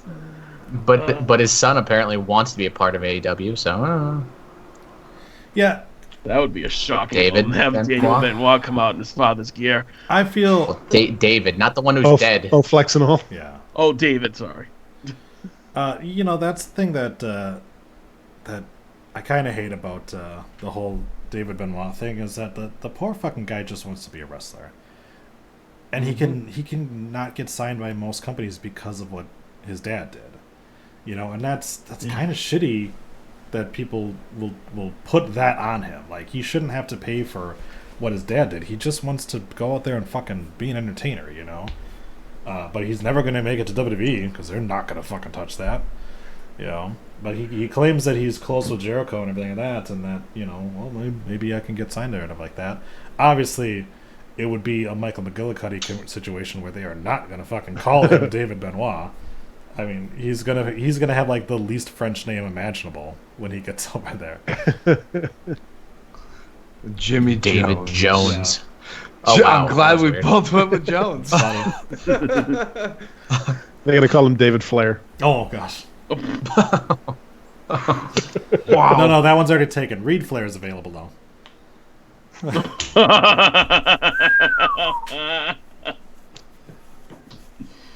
Anyway, did we mention that we're intentionally offensive? Okay, so anybody else have any ideas to throw out there for what we could see for the very first AEW event? They haven't really booked any title matches. John Cena! They haven't really booked any title matches, so it doesn't seem like we're going to get any of those, really, right? Because the women's doesn't start for a little bit, right? It's on the next pay-per-view? No, I thought the first episode is the first episode is okay. going to determine the women's All right, champ. but the tag team tournament starts on the first episode, but obviously doesn't finish on it. But again, we've got two women that people don't really want to see have the championship, so there's that. WWE has already locked up Ric Flair to make sure he doesn't show up there. I mean, Bret Hart could show up, but at this point, like... Literally. Yes. Yeah, they literally... Yeah. That production case that R-Truth got locked in that one time. That's... Yeah. Obviously, Bret Hart could show up there, but, like, does anyone care at this point? Unless he gets punched. Yeah. So then that takes us to the opposite show that we're going to be having that night, NXT. And will we see any title changes on the October 4th edition of NXT? Now, we've got, I think, every single title on the line next week. Am I wrong on that, NXT guys? Tag team. Not the North American. Not the North American. I was going to say, yeah. Okay. So you've got the tag team championships on the line with the Street Profits going against UE, And you've got Adam Cole Bebe defending his championship against the original bro Matt Riddle. I don't see either of those titles going right now because I feel like the storyline right now is UE dominating. Yeah, they have to run with this draped in gold thing for at least a few weeks. They just came out with a shirt with all the fucking It's titles been a on there. week. Yeah. you could give Matt Riddle a very short run here, and it would be crazy. But then you'd have Cole win it right back like a week or two later. So then you're setting up big ratings for the title change, a big social media presence, and then the rematch would get a big rating too. So there is a potential, I think, that Riddle could walk away with the belt next week. Yeah, but you're also the guy that shit on when Shinsuke Nakamura won it for 14 days and then traded it back. So, like... Yeah, I mean, I'm not saying I agree with it, but I'm saying it could happen. I can definitely see a scenario where they give Riddle the belt next week. Okay. I think you will see a title change, and it's going to be the women's championship. Because you got Shayna Baszler versus Candice LeRae. Oh, yeah, that's right. So, then Candice LeRae turns heel and joins up with UE.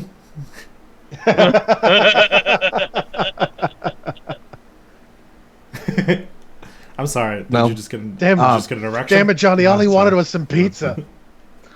No, I think that's the title that you'll see change because they're gonna run with this draped in gold thing for a little bit. I think you're gonna see this past War Games and probably till you might see this run till Mania.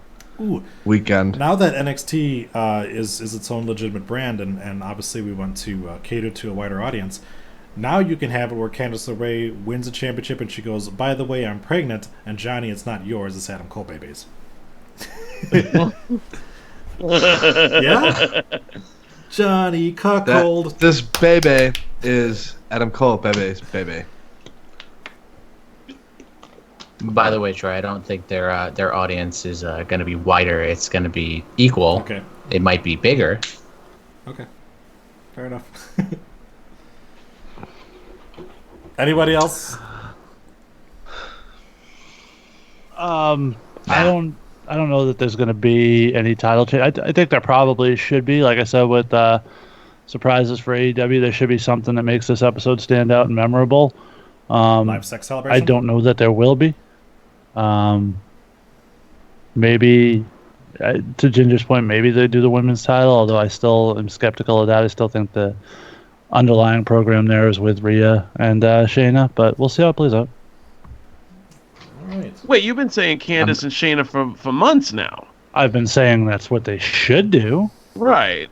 I say a lot of things that they should do that would be better than what they do, but Yeah, but now we're going Candice and Shayna. So we're going there for a match, not a program, not a conclusion to a long-term story. That's true. That story works if you're telling the Shayna is the bully and Candice is the girl that ends the bully. That's the story you tell, but they're not telling that story, so I don't think this is going to be a long-term program. Okay. To that point, I'm sorry, we're kind of sorry, I'm kind of jumping off here, but What are you, like, sleep deprived or something? God. On NXT, a little bit. On NXT, we've been saying the brand is kind of lacking in heel women that are good workers. So to speak, what if Candice goes over and then Rhea Ripley goes heel? Attacks her. Yep. And then Shayna gets the call up.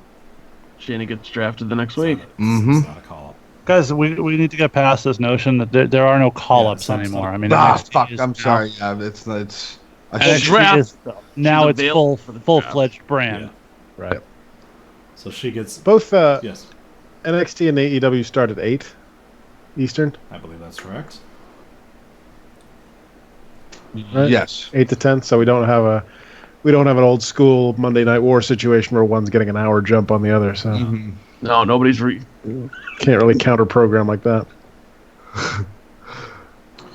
By the way, it's good to see that my jokes still fall on deaf ears every now and again. Sorry. Maybe tell some jokes when we talk about Daniel Bryan on the possibility of him turning face with Roman or continuing his heel run by screwing Roman Reigns over. And he seemed pretty facey on Tuesday. Yeah, that's what they want you to think. That's right. It's a conspiracy. Bye, Jason. Anyone else? It's not. It's now gone down to 60%, by the way, from your 80% that you said earlier.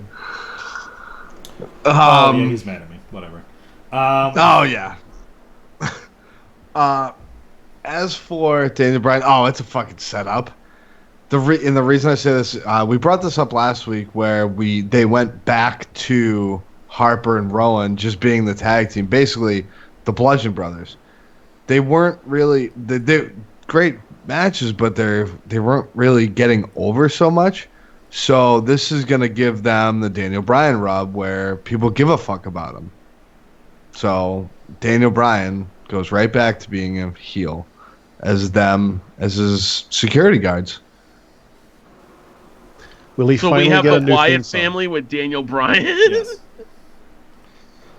Oh no, it's just gonna be his psychotic fucking He's- ass whoopers and Right, he's right, just just a like- little please. Just like they were He's- for Bray. He's Daniel Bludgeon, okay? He actually The was Bludgeon- Daniel the Bludgeon Wyatt. brother. Never mind. He actually was Daniel Wyatt at one point. So They had that I'm with you. awful I'm with you, Jeff. I'm with you. blue fucking jumpsuit. remember that? Blue And Chew. then no, he it's turned on Bray. Yeah, in the cage, and the fucking place went bananas. So this really isn't in Bryan's nature to turn on his tag team partner. It's gonna happen. I don't know. It seems so fucking obvious though. If he would have just, it's like, and I know we talked about this a few weeks ago, when Sting was teaming with Flair and he was like, "Don't screw me, don't you fucking screw me," and then as soon as Flair walked in the ring, he screwed him. Bam. Like, Well, I understood that reference. They're forcing you to make you think that Daniel is legitimately going a babyface. He just had a fucking match with Rowan. what'd you guys think of that match? The fact that Bryan almost broke his fucking leg. Well, Yeah. yeah. Jesus. I mean that. Jesus. fucked up. But no, No, you- Rowan went kind of Cameron at the end there with his Brian's leg was caught in the ropes and Rowan's still trying to like pin him. Like we got a break here. We got a rope break. Quite obvious. I think it would almost be more interesting if he goes off on his own as a heel again, and him and Roman kind of take on Rowan and Harper, and Roman and Daniel Bryan. I can't believe I'm going to say this. They're going to be kind of like frenemies. No. Shaft. Yeah, sorry. I didn't know a better word for it, and yeah, sorry. But I think it would be just personally, I think it'd be more interesting. I liked him when he was on his own as a heel. I want to kind of explore a little more of that.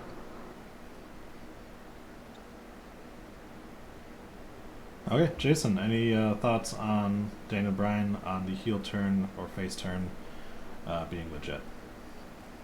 It sort of has felt like to me from the beginning that we're missing a step here, that there's something else going on, and I don't think Luke Harper is going to be the ultimate payoff to this story. So I still, just from a star perspective, feel like you need Daniel Bryan to sort of be the mastermind of this whole thing, because you put Harper, you put Rowan on the other side from Reigns, and those scales don't equal up. I think you need Daniel Bryan to be the mastermind, the puppet master, whatever you want to call him here. And I think at Hell in a Cell he turns on Roman. Okay. All right, so that's going to take us to our main event. This is a big week coming up for wrestling. We've got the season premiere of Raw. We have the season premiere of SmackDown on Fox. We have episode 3 of NXT. Kind of feel like you probably could have done all of those in the same week. And you have the debut of AEW Dynamite. So, what is the biggest thing that you are looking forward to this week? Well, you missed one. 205 Live's moving to Fridays. NXT UK is moving to Thursday. That's true. So. Yes, they are shaking everything up, which means that if Impact moves to Tuesdays, you will have a something to watch every night. Yeah. Jesus. Impact is moving to Tuesdays. That's true. Yep. Wait, that's like a thing. That's a real for thing. Yeah. Oh yeah, yep. Yeah. There you go. Because they're currently Friday, correct? Yes. Yes. And they're not gonna fucking do that because they're like, look, we tried that before. Not again. We're not going against the A show again. Yeah. I think I'm most looking forward to AEW, to Dynamite, just because it's something brand new. And so I want to see, not just because I'm on the goddamn Rundown show, I want to see what happens. I want to be a part of this new thing and see where this goes. Yeah, I got As much as... Sorry, go ahead, Take a Sal. Mm-hmm. turn, boys. I gotta agree with my co-host for the simple reason that we haven't seen it before. We don't know what their TV show is like, and I am looking forward to different matches on the WWE programming. But I just want to see how the whole feel is for the TV show with AEW. I just want to see, like, how do their what do they book and how do they roll it and just. How does the crowd react? Are they super into it, like an old school ECW show where they're chanting like throughout the whole night, or the presentation? And it's brand new. Like I'm sorry, you can throw a season premiere tag on Raw. It's still fucking Raw. Like don't forget the barely updated logo. yes. Although supposedly we are getting new sets next week. That's what they claim. Well, as much as I look forward to seeing AEW and see if their TV tapings go well and see how they go in general, I'm more curious to see if WWE does change anything up at all. With the draft and kind of just how they book going forward, see if they actually fall into the same trope when WCW kind of came up and were doing their thing and they just kind of sat in the bleak. I just want to see if they just keep doing the same thing or if they actually do try to change and kind of try to move forward. I mean, they have a little bit of an advantage having 3 different shows on air, but it would be interesting to see if they do try to change some stuff up. Well, I will tell you what I'm looking forward to the most, and that is Pro Wrestling Circuit coming to you live from Thomaston Civic Center in Atlanta, Georgia, which takes us to our known piece of shit Todd Supple unemployed dick of the week. I'm gonna give you all right, come on. You're gonna No, go ahead. all go ahead. right. So a little thing made the rounds today that Pro Wrestling Circuit, because I can't figure out there's a second I in there, has It's Alabama. has a match. That's right, it's Alabama, not Georgia. I looked at AW Georgia Championship. Between the face, AJ Steele, representing the U.S. flag, going against the heel, Simon Sermon, with, quote, the gay flag. Yep. It is an American flag, except without the white and red stripes. It instead has rainbow stripes. So that is yet again another sign that, that kind of shit still exists in the world. So yeah, dicks. Jason, what are you looking forward to the most this week? For me, it's SmackDown's debut on Fox. I think this is what we've all speculated for a while with the rumor and innuendo, if you will, is this is the game changer. This is where they shift because basically they have to. Vince has never been canceled from a network before, but Fox will not hesitate to pull the plug if this shit goes sideways. So he's sort of, for the first time in a long time, is sort of at the mercy of the network executives, where it's been the other way around for so long with those TV deals. They're making demands, and he's sort of dancing like a puppet for them, which is sort of interesting to see, and I want to see how this plays out. We're hearing all sorts of stuff. They want it presented like a real sport, more UFC style. I'm curious to see how that looks. I'm curious to see how we get the juxtaposition of Raw and SmackDown after this sort of change occurs. To me, this could be everything we've wanted for a while with WWE, or it could be a complete fucking train wreck. So I don't know which way, but because of that uncertainty, I'm looking forward to seeing what we get. All right. Anybody else? I just want to mention that you brought up the that card and the gay flag, and Sal immediately started showing off the games. Like I don't know what the cue was there, but Nice. Sorry I missed that. What? I missed that. Yeah. So, my personal is everything. You have basically 7 fucking days straight of professional wrestling. Every single day. What a fucking time to be a fan. And it's not True. and it's not like your basic, it's all different styles. You have a brand new company coming in. You have a company basically, like Jason just said, eating out of the palm of Fox's hand for SmackDown. I think Sal disagrees with that take. Yeah, I think he does too. And then you got, Raw gets a new logo. either that or he's constipated. Constipated. And then, yeah, just everything about next week is really good to be a wrestling fan. So I'm not gonna pick one in general. Sal, what do you have? What are you taking issue with? No, I don't disagree with Ginger. I don't like the notion of the WWE being Fox's puppet, so much so that the very first SmackDown on Fox, they're taking the belt off of Kofi and then they're putting it on who they want to be champion, which is going to be Brock Lesnar. That part is going to make me a little sad.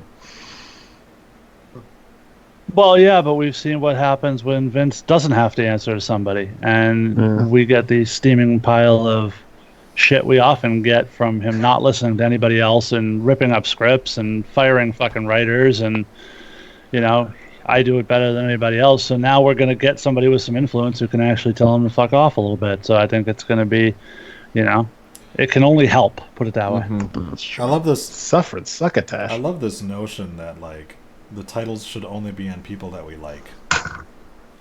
Can you? Oh, we can't put it on Brock Lesnar because we don't like him. Dude, it's wrestling, No. man. I'm a fan of Brock, dude. I've always said I'm a fan of Brock. Whoa! No, you haven't. I'm not a fan. Oh no! I'm not a fan of Brock holding a world title because he doesn't defend it more than 4 times a year. It makes it special, though. So, I was just going to say, doesn't that kind of make the title more special in a way? Yes, it's annoying, don't get me wrong. But the matches, when he is going into a match, you're like, oh, shit. Not with Seth. But just going back to his most recent match with Seth, that's just, Yeah, but that was, 2 title matches in the matter of technically 4 weeks, so to speak. It wasn't Brock held it, and then he waited 3 months to come back for a match. And to me, it just feels like if you're going to take it off Kofi, you might as well put it on Orton, since that was the story. Why is that a better option? Because that's the story you've been telling for 2 months. Instead of, we're about to be on Fox, so we gotta get the belt up Brock somehow. So but don't tell me you didn't see this coming the whole time. I sure did. I think that's what makes I've him. been telling you guys this the entire time.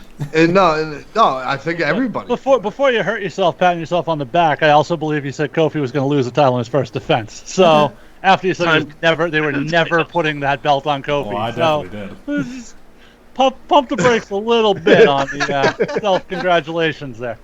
But no, I think that's what they find special about. Hey, who knows? Kofi could just say fuck it and kick Brock right in the dick, and Kofi retains his title because titles don't change hands on a DQ. I'll take it. You got to remember, you already have this defeatist mentality where you're like, oh, they're gonna put it on Brock right away. Who says? Brock has. No, you did. Brock has. Well, I know that, but Brock has already been. Just gonna brush that off. They've talked about the fact that Brock is going to be on more regularly, and don't you understand that taking the title off of Kofi means that he can then yet again restart his climb back for it, because right now he's lost a lot of his heat with the Randy Orton storyline. This gets it back. He loses the title. He has a chance to then try to overcome yet again, and it can build up to a match, and so he doesn't have the belt for a couple of weeks, until SummerSlam rolls around, and then he wins it back. Or not SummerSlam. What the fuck is the next one? That's big.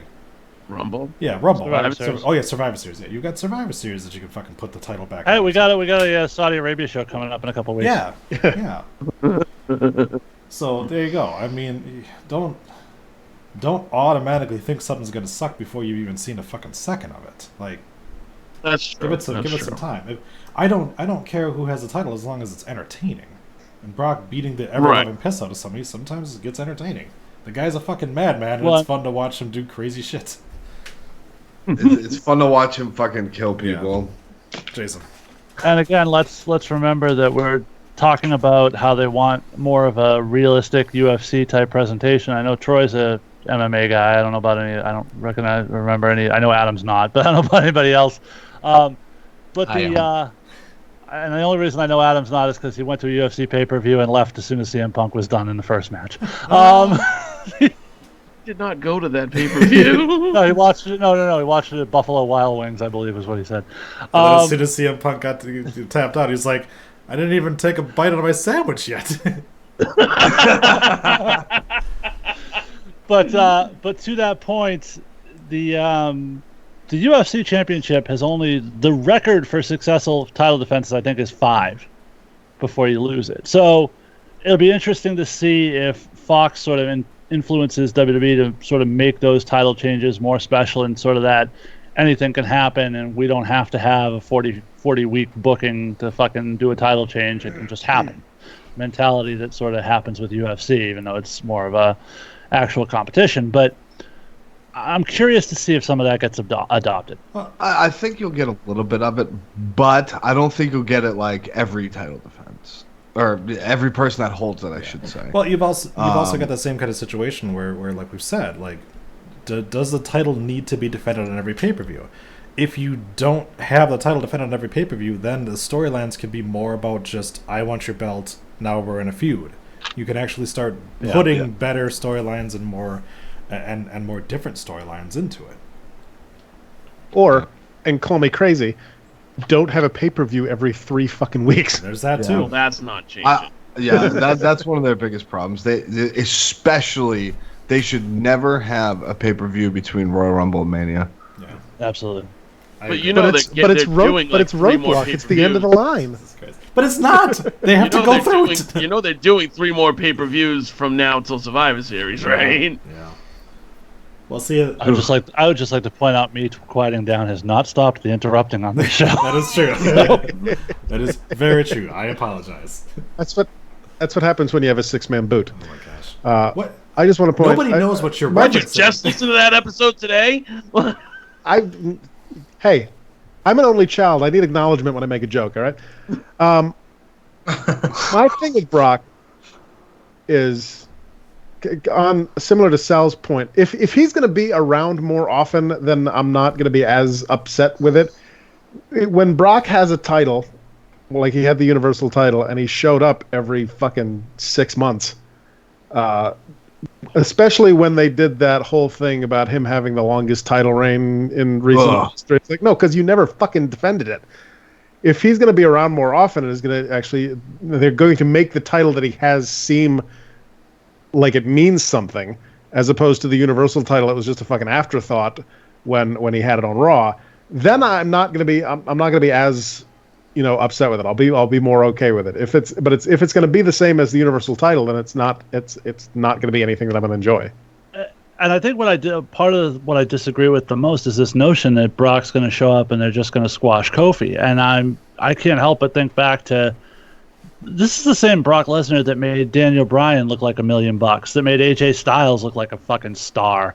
When Brock wants to put his working boots on, he can make anybody look really fucking good, and I don't think Kofi's going to be any different. These guys have worked together before. They've been around each other for a long time. I think he's going to be very giving with Kofi, and I think we're going to get a really good match. And I think this sort of self-fulfilling prophecy that Kofi's losing the title on the first SmackDown, I don't think is true. I think they're building to something here. I think Kofi's going to somehow, some way walk out of SmackDown with that title. I do hope you're right, because that would be an interesting story, honestly.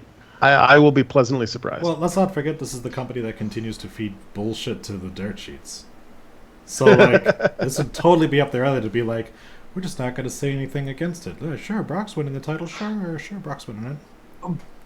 Well, I mean, I don't pay attention to fucking especially that one motherfucker. But I think I've always known that Brock was going to challenge. But now, like, as I'm getting closer, I'm like, are they going to do it or not? Like, do the title change?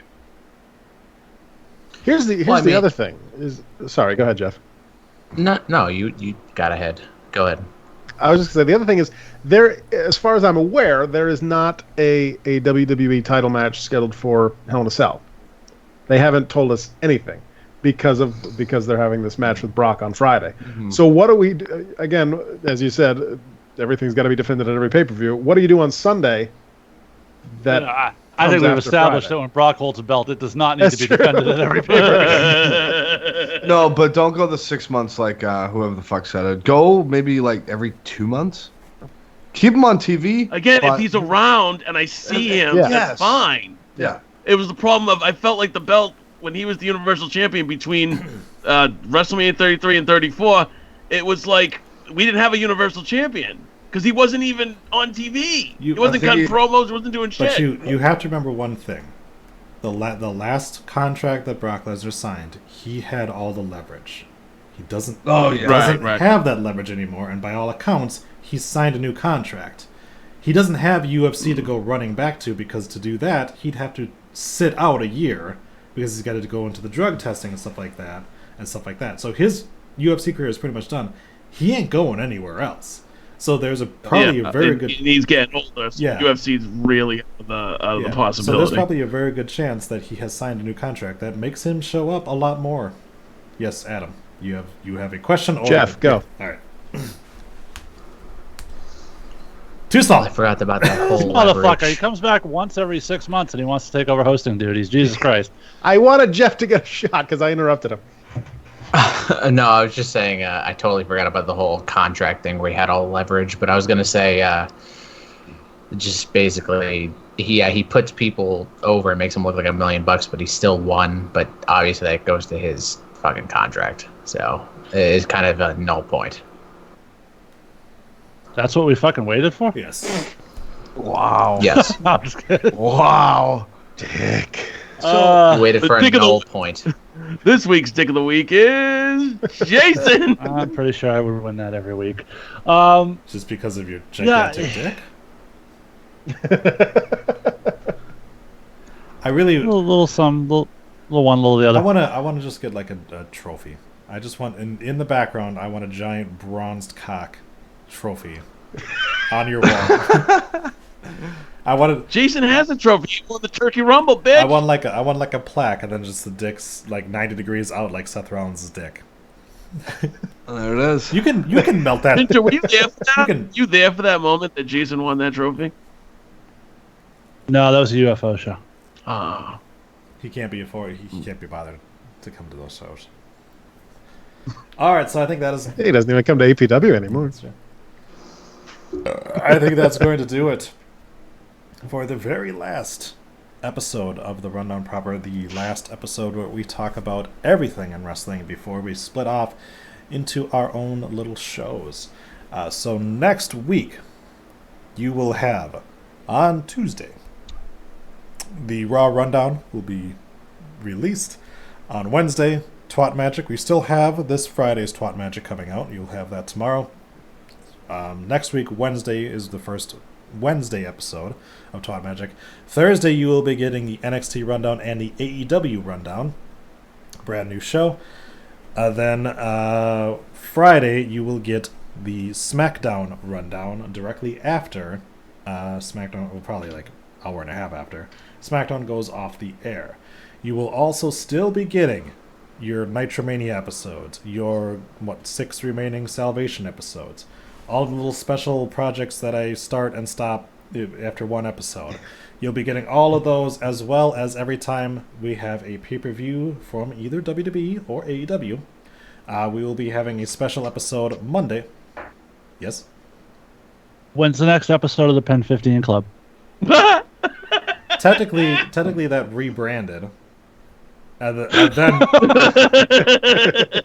then was I that one I gave a send off to, but that's because I just didn't feel I could properly do it. I didn't feel equipped to be. I wasn't geeky enough for it.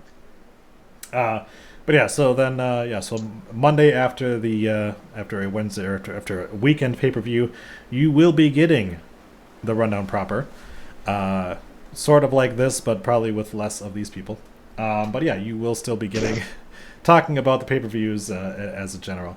The previews for the pay-per-views we're still kind of hashing out, but most likely we're just going to talk about the matches from Raw on the Raw Rundown, matches from SmackDown and SmackDown Rundown. So, so make sure to keep it locked here. You can always go to rundownwrestling.com for all the information there.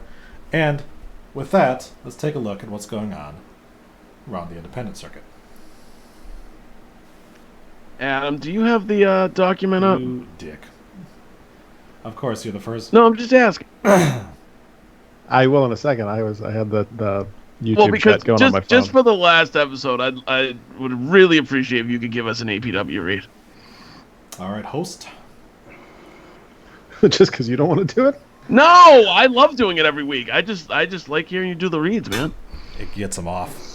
By the way, Sal, tickets getting close to sold out. So if you want to go see this one, you better hop on the internet. Yes.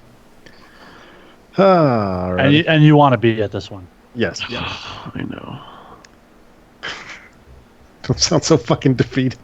No, because I don't know if I can make it, but we'll see. Jackass. Atlantic Pro Wrestling returns to action on Saturday, October 19th at the Newburyport Elks with one of our biggest annual events, the Gil Bonk Wrestle Royale. In the main event, the APW heavyweight title will be on the line as the current champion, Retro AG Anthony Green, defends his title against the man who never lost it, former champion Dynamite Danny Miles. The APW New England title will be up for grabs when Demon Ortiz issues an open challenge to the APW locker room. In a rematch from August, Angel Sinclair challenges APW Women's Champion Vanity Vixen. And you don't want to be at this show? What the fuck is wrong with you? Ring of Honor Superstar takes on Future of Honor star when brawler Brian Milonas goes one-on-one with Brian Johnson. And, of course, the annual 30-participant Gil Bonk Wrestle Royale, where the winner receives the cash and carry contract, allowing them to challenge for any APW title they choose. Entrants already announced include Brawler Milonas, Nico Silva, Vern Vicalo, Robo the Punjabi Lion, DL Hurst, Rayo, Brian Johnson, Dante Caballero, Widow Belmont, former Rundown sit-down guest Avery Forrestal, entering at number 1, Big Gun Jim Sargent, and number 2, the American Hammer Dan Terry, plus many more, and a few surprises. General admission $10 online, $15 at the door if there are even tickets left at the door. Reserved front row, $20. Ticket delivery free to your home when you select first class mailing. Go to brownpapertickets.com/event/4361696 or check out Atlantic Pro Wrestling on Facebook for more information. Yeah, and all joking aside, this arena holds about 300 people, and from what I'm hearing, we are getting close to that number. So if you do want to go check out this huge annual event for APW, get online, order your tickets. There's a very good chance there may not be tickets available at the door. Well, last year we did sell out, didn't we? Yes. We had standing room last year. Yeah. I just saw a picture of one of the tickets. The tickets are pretty nice. Okay. They're fancy. Fancy schmancy. Question: Brian Johnson. Was he trained by Milonas? No. Okay. He's from, I believe he's from the Ring of Honor dojo. Okay. Not every Brian trains together, Troy. Well, I thought because we've always talked about like Brian Milonas is bringing the Future of Honor stars. I just thought that maybe he was like the trainer of them. So. No, because he's in Ring of Honor. So fair enough. All right. ICW presents Insane Warfare 2 on Sunday, September 29th at the La Pica Lounge in Milwaukee, Wisconsin. Doors open at 3:30. Bonus match 3:45. Bell time is 4 p.m. Ringside $25. Second, third, and general admission is $20. The ICW Alternative title will be in an insane fuckery match as the Dark Prophet Oren Beat takes on the old-timer Jeff from the Rundown. I don't think he's from the Rundown, but okay. Wait, Jeff? You're going to be wrestling? Jeff from the Rundown is going to be in an insane fuckery match. The ICW tag titles on the line is in a Doors of Death match. I assume they're just a bunch of doors, and when you open them, like, people shoot you. As the Foley brothers take on the Hooligans. The ICW Midwest title on the line as Swagman Jared Jacks defends his title against Pitbull Zach McGuire, Joey Jet Avalon, and Young Gun Riley Johnson. All right. I don't. No, it's actually a fucking thing. I'm not kidding. In a Charles in Charge match, I'm not kidding. I didn't change that. Dysfunction takes on I Charles. did not change that. Charles Smooth with BLM Priest. So I'm assuming Charles must be the Charles in Charge. And all weapons are legal. Isn't every fucking match all weapons legal? Neil Diamond Cutter takes on Alex Herzog. Number 1 contenders gauntlet match. The winner will challenge the champs onto what's champs. All right, luxurious ones. Ethan Matthews and Maverick Boone take on Doc Simons and Zach Hendrick. Well, I'm assuming this is the number 1 contenders for the tag titles, but okay. They'll also be taking on Caribbean Arrogance, Manny and Chucho? I don't know. As well as Derek St. Holmes and Aesop Mitchell with Val, another former Rundown sit-down guest. The Prince of Lucha, Juan Cena Hernandez, takes on the Wanderer A.C. Riley. Please tell me that's not real. Is this next one real? I don't even know anymore, but I'm just gonna say it because fuck it. In a Doom and Darkies match, all right. Not. Salem and Dominus takes on Austin. Don't call me Louis Spicoli and Jacob Hoffman. And a bonus match. Look, that's Jacob. Turn your head and Hoffman. There you go. The Bear also Torco takes on Simon Says. And that does it for the rundown for this Thursday, September 26th. Please rate us 5 stars and review, and we will read the reviews on air. You can still do that. We will still read them on our separate shows. Yes, you had something to say? Should have just stopped at that. Does it for the rundown? Probably, but we've got more.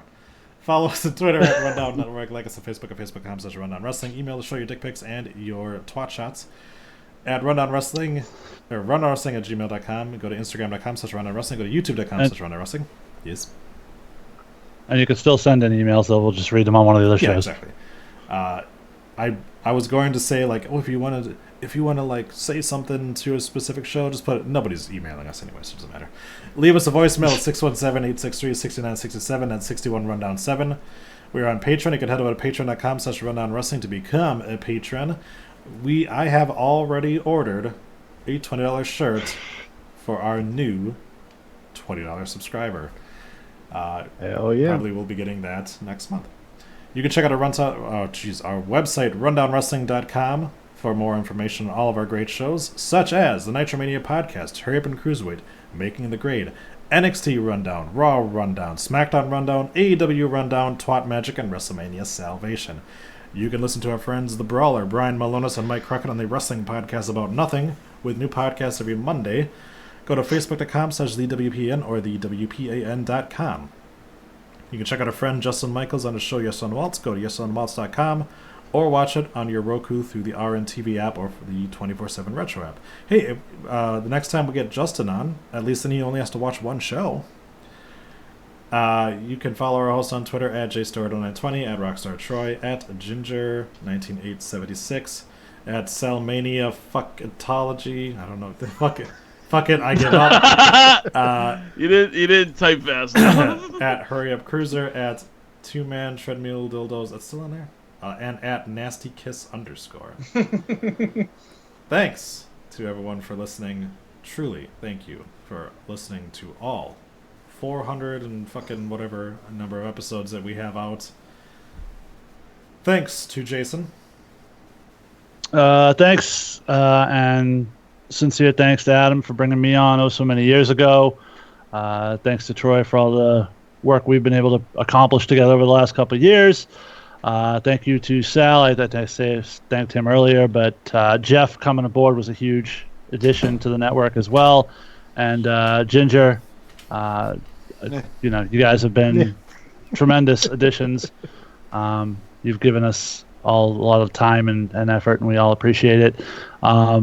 This is definitely, like I said, bittersweet. It's going to be something I'm going to miss talking to everybody on a regular basis every week. I know we'll all still do shows with each other and here and there, but it's going to be different. and it's going to be great. But it's definitely going to be different. I'm going to miss this, and thank you all for listening, and thank you all for being on the ride with me. Thank you, and thanks to Ginger. Hey, since I'm the new guy, thanks guys. Thanks for bringing me on. Appreciate it. I've said this before. I've sucked all your cocks about it before. I always wanted to get into this, and you guys gave me the opportunity, and I greatly appreciate it. But I want to bring up one thing, and I can't believe we missed this whole podcast. Sal, why do you have paper towels right behind you, sir?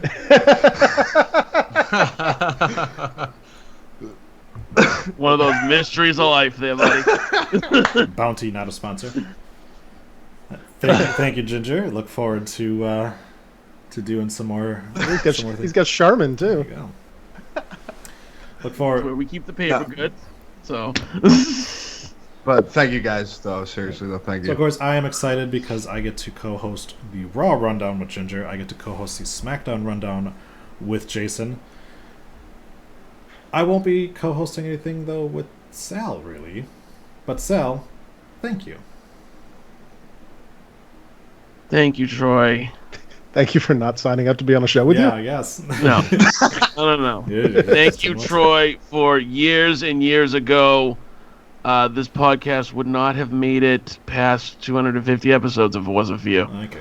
Because before there was Jason, before there was Ginger, before there was Jeff, Adam reached out to you and you stepped up and you were a regular host on this show. Thank you to Jason for stepping in because you also, right when Adam was at his wit's end, stepped up, gave us about 2 years straight of shows, never missed a fucking episode. Thank you to Adam, because you were the creator of my favorite podcast. It still is my favorite podcast. And Ginger and Jeff, I can't say enough about you guys. You guys literally saved the show. I've had such a blast coming on here every Thursday, talking with you guys about wrestling. And I hope I will do shows, maybe the pay-per-views. Troy, maybe I'll show up on one of the Raw rundowns. But it's not going to be the same because it's not going to be all of us. So it's been a fucking blast. That's right. Thank you guys. And to be fair, I might have been the reason that Adam was at his wit's end by the end of that run. So, I'm right there with you, dude. He quit. He quit on me too. So, thank you to Jeff. Of course, thank you, everybody. I listened to this show. I was a huge fan of the podcast, and I appreciate you guys bringing me on. I reached out to you guys after I went to NXT TakeOver Brooklyn 4. Offering kind of like a live coverage of the event, and it's just been a wonderful experience. And I appreciate you guys also dealing with my hectic schedule and kind of these weird overnight hours that I have, and it's really been one of the better. It's one of the better things that's been keeping me going. This is not a suicide or anything like that, but no, it's really been a wonderful, great experience. I'm really gonna miss talking to you guys, just like I missed it when I couldn't fucking get on for the entire year. And it kind of it's bittersweet in the sense that I can't I can finally actually do these with you guys, but I'm not gonna be able to talk to all you guys as often. But we have our own shows. We're gonna have a good time. We're gonna fucking change the format. It's gonna be great. We're gonna keep this going. And I'm not the new boy anymore, thanks to Ginger. So thank you, Ginger. You're welcome. And guys, if you're all commiserating about wanting to do shows together, let's not forget there's always the blender. We can always throw that shit on anytime we want. So Sure. That's true. Oh yeah, and fuck Todd Sokol. There it is. And finally, a thank you to the man who started it all, Adam. Yeah. On a serious note, we have not gotten a review on iTunes in over a year, so somebody get on that. I just looked it up because we talked about it. To what Sal said, without we would be nowhere close to where we are today without Troy. Back at the end of season 3, I think it was, on that season finale episode, I literally said, if nobody emails me between now and the next episode, there's just not going to be a next episode. And Troy reached out. Troy started coming on the show, and this is where we are. It's fucking 8.5 years later, still going strong. There would not be a Rundown network without you guys, and yeah, I appreciate each and every one of you. Thank you. And thank you to all of our listeners for making it possible as well. And thank you. It is an end of an era, but is not the end of our network, because it is time for the relaunch of the Rundown Wrestling Network with all new shows next week. Make sure to keep it locked here. Feed staying the same, everything staying the same. The only thing that's changing is the shows and the amount of content that you're getting.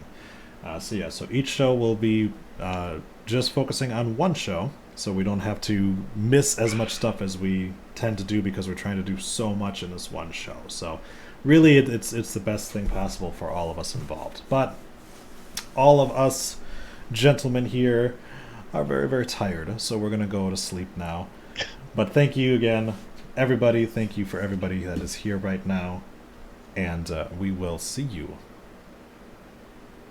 next time. Yeah, we will not see you next Thursday. Sal and I will.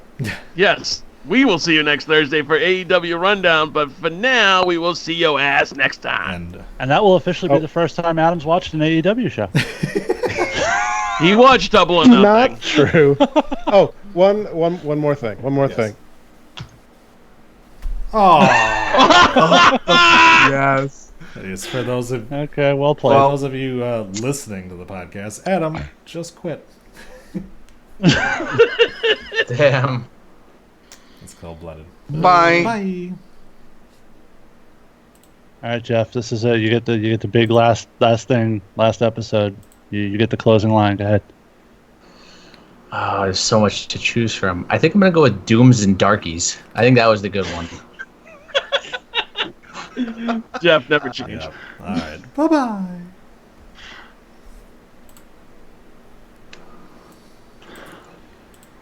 All right. Gentlemen.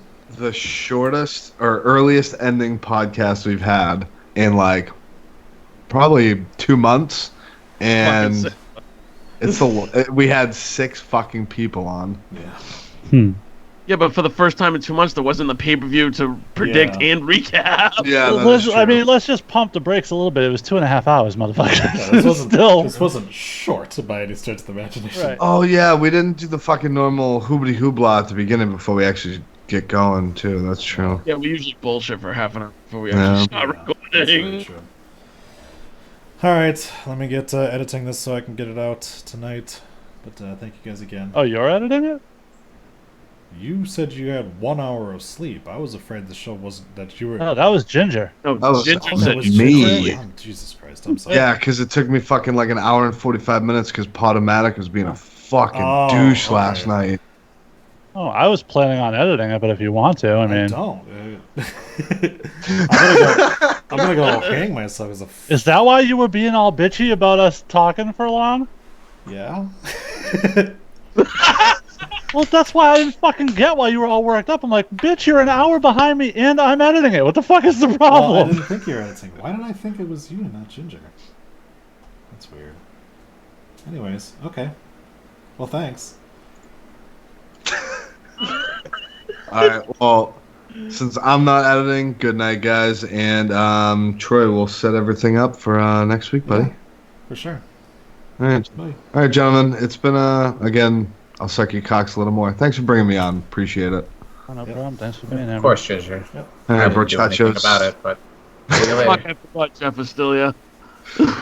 I really wish we had gotten one last Dicks Yay to end from Jeff. That would have been the way to go. But I thought Dooms and Darkies was pretty good. That was good stuff. That was good stuff. All right, gentlemen. Bye. Ginger. Bye. It's because you're pink and he's red. I think that's what my problem is. On my text, because I have Android. You're pink and he's red. So for some reason, I was busy at work too, but I thought it was you that was tired. So it's like, God damn it, I'm fucking already exhausted because the kids keep getting me up early and shit like that. Yeah. well, I got it. Okay, sounds good. How's it sound? Dude, Haven't listened yet. I just imported it now. Hold on. I don't think you can get it on YouTube because obviously Smather said everything sounded fine, but I wish you could have heard what me and Jason heard at one point when you were talking. Well, you might. I might because it's Jason's recording instead of mine. That's why I even said it during the episode that's why I was making fun of you because I thought it was going to be my recording. Oh yeah, I didn't catch that. So I might hear it if I decide to listen back. Otherwise, I'm just going to be like, yeah, sure. I'm sure it was fucked up because I was using every ounce of my fucking internet for streaming and for all this. It sounded like dubstep, Josh, but I was just gonna say, remember that time